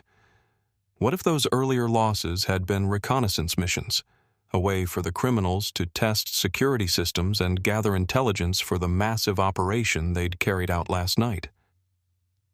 "Mr. Garrett, I need you to contact every rancher you know and ask them to conduct a complete cattle count going back 6 months. Any unexplained losses, any cattle that went missing and were assumed dead or wandered off. I suspect last night's operation was the culmination of months of planning and preparation." As Blake prepared to move to the second crime scene, he realized he was no longer investigating simple cattle theft. He was potentially dealing with an organized criminal conspiracy that had systematically infiltrated and exploited the Texas cattle industry. The criminals weren't just stealing cattle. They were building a shadow agricultural empire that could eventually threaten the entire legitimate beef industry. And if they were sophisticated enough to carry out simultaneous operations across multiple counties, coordinate complex logistics, and intercept law enforcement communications, they were sophisticated enough to eliminate anyone who got too close to their operation. The radio crackled again with another update that confirmed Blake's worst fears. "Unit 47, we've got reports of suspicious activity at cattle processing facilities in 4 counties. Facilities operating outside normal hours with no scheduled deliveries. Pattern suggests possible connection to overnight ranch incidents." Blake felt his stomach drop as he realized the full scope of what they were facing. The criminals hadn't just stolen cattle. They'd coordinated the theft with illegal processing operations that could turn the stolen livestock into untraceable meat products within hours. This wasn't just organized crime. This was a conspiracy that reached into the heart of Texas agriculture, involving people with access to legitimate processing facilities, distribution networks, and possibly regulatory oversight. Over the next 72 hours, Blake found himself at the center of the largest agricultural crime investigation in Texas history. The evidence they gathered painted a picture of a criminal enterprise that had been operating for at least 2 years, systematically infiltrating rural communities and corrupting legitimate businesses to support their illegal operations. The investigation revealed that the criminal organization had recruited current and former employees from dozens of ranches, processing plants, and transportation companies. They had inside information about security procedures, cattle inventories, market prices, and shipping schedules. Most disturbing, they had corrupted officials in agricultural inspection agencies who provided them with legitimate documentation for stolen cattle. Blake's investigation led to the arrest of 47 individuals across 6 states, including ranch foremen, processing plant supervisors, trucking company owners, and government inspectors. The criminal organization had stolen an estimated $15 million worth of cattle over 2 years and had laundered the meat through legitimate distribution channels that supplied restaurants and grocery stores across the Southeast. But the case took a personal turn for Blake when the investigation revealed that someone had been tracking his movements and monitoring his communications throughout the investigation. The criminals had identified him as the primary threat to their operation and had begun planning to eliminate him before he could gather enough evidence for prosecution. The threat became real when Blake's patrol car was sabotaged while he was interviewing witnesses at a ranch outside Huntsville. Only luck and his military training in vehicle maintenance had prevented what would have appeared to be a tragic accident on a remote country road. "They're not just stealing cattle," Blake told Sergeant Davidson as they reviewed intelligence gathered from wiretaps and surveillance operations. "They're protecting a multi-million-dollar criminal enterprise, and they're willing to kill law enforcement officers to keep it operating." The final confrontation came when Blake went undercover as a corrupt ranch foreman willing to provide inside information to the criminal organization. The plan was to gather evidence of their leadership structure and operational methods, but Blake found himself face to face with people who had no intention of letting him walk away alive. The undercover operation led Blake to a remote processing facility in East Texas, where he witnessed the full scope of the criminal enterprise. Dozens of stolen cattle being processed by a crew of professional butchers, sophisticated refrigeration and packaging equipment, and trucks being loaded with meat destined for legitimate grocery chains. But Blake also discovered that he'd walked into a trap. The criminals had identified him as an undercover officer and had planned to eliminate him along with 2 other law enforcement officers who'd infiltrated their organization. The confrontation that followed involved gunfire, high-speed chases through rural Texas, and a final showdown at the processing facility where Blake found himself outnumbered and outgunned by criminals who had nothing left to lose. Blake survived, but barely. The case ended with multiple arrests, the seizure of millions of dollars in stolen property, and the dismantling of a criminal organization that had corrupted dozens of legitimate businesses. But it also left Blake with the understanding that rural Texas was being systematically exploited by criminal enterprises with resources and sophistication that rivaled legitimate corporations. The cattle theft case had started with reports of suspicious activity at a single ranch. It ended with the realization that organized crime had moved into agricultural theft on a scale that threatened the integrity of America's food supply. For Blake Murphy, it was a reminder that in modern law enforcement, even the most traditional crimes, cattle rustling in rural Texas, could evolve into something far more dangerous than anyone imagined. The criminals weren't just stealing livestock anymore. They were stealing the trust that held rural communities together, and they were willing to kill to protect their profits. The case made Blake's reputation as an investigator, but it also left him with a profound understanding of how vulnerable rural communities were to criminal exploitation. The vast distances, the limited law enforcement resources, the trust-based relationships that had sustained agricultural communities for generations. All of it could be weaponized by criminals who understood how to exploit the very values that made rural Texas strong. Years later, when Blake had risen to become a specialist in agricultural crimes, he would tell other officers that the cattle theft case had taught him that no crime was too traditional or too simple to become the foundation for something much more dangerous, that criminals evolved faster than law enforcement's understanding of their methods, and that protecting rural communities required constant vigilance against threats that could emerge from the most familiar and trusted aspects of agricultural life. The blood and barbed wire of rural Texas had always marked boundaries between right and wrong, between order and chaos. Blake Murphy learned that those boundaries were under constant attack by people who saw them not as protection, but as obstacles to profit. And sometimes, defending those boundaries required a police officer to risk everything, career, safety, life itself, to preserve the trust that made communities worth protecting. In the end, that's what separated the good officers from the merely competent ones, the willingness to pay the price that protecting others required, even when that price included everything they had.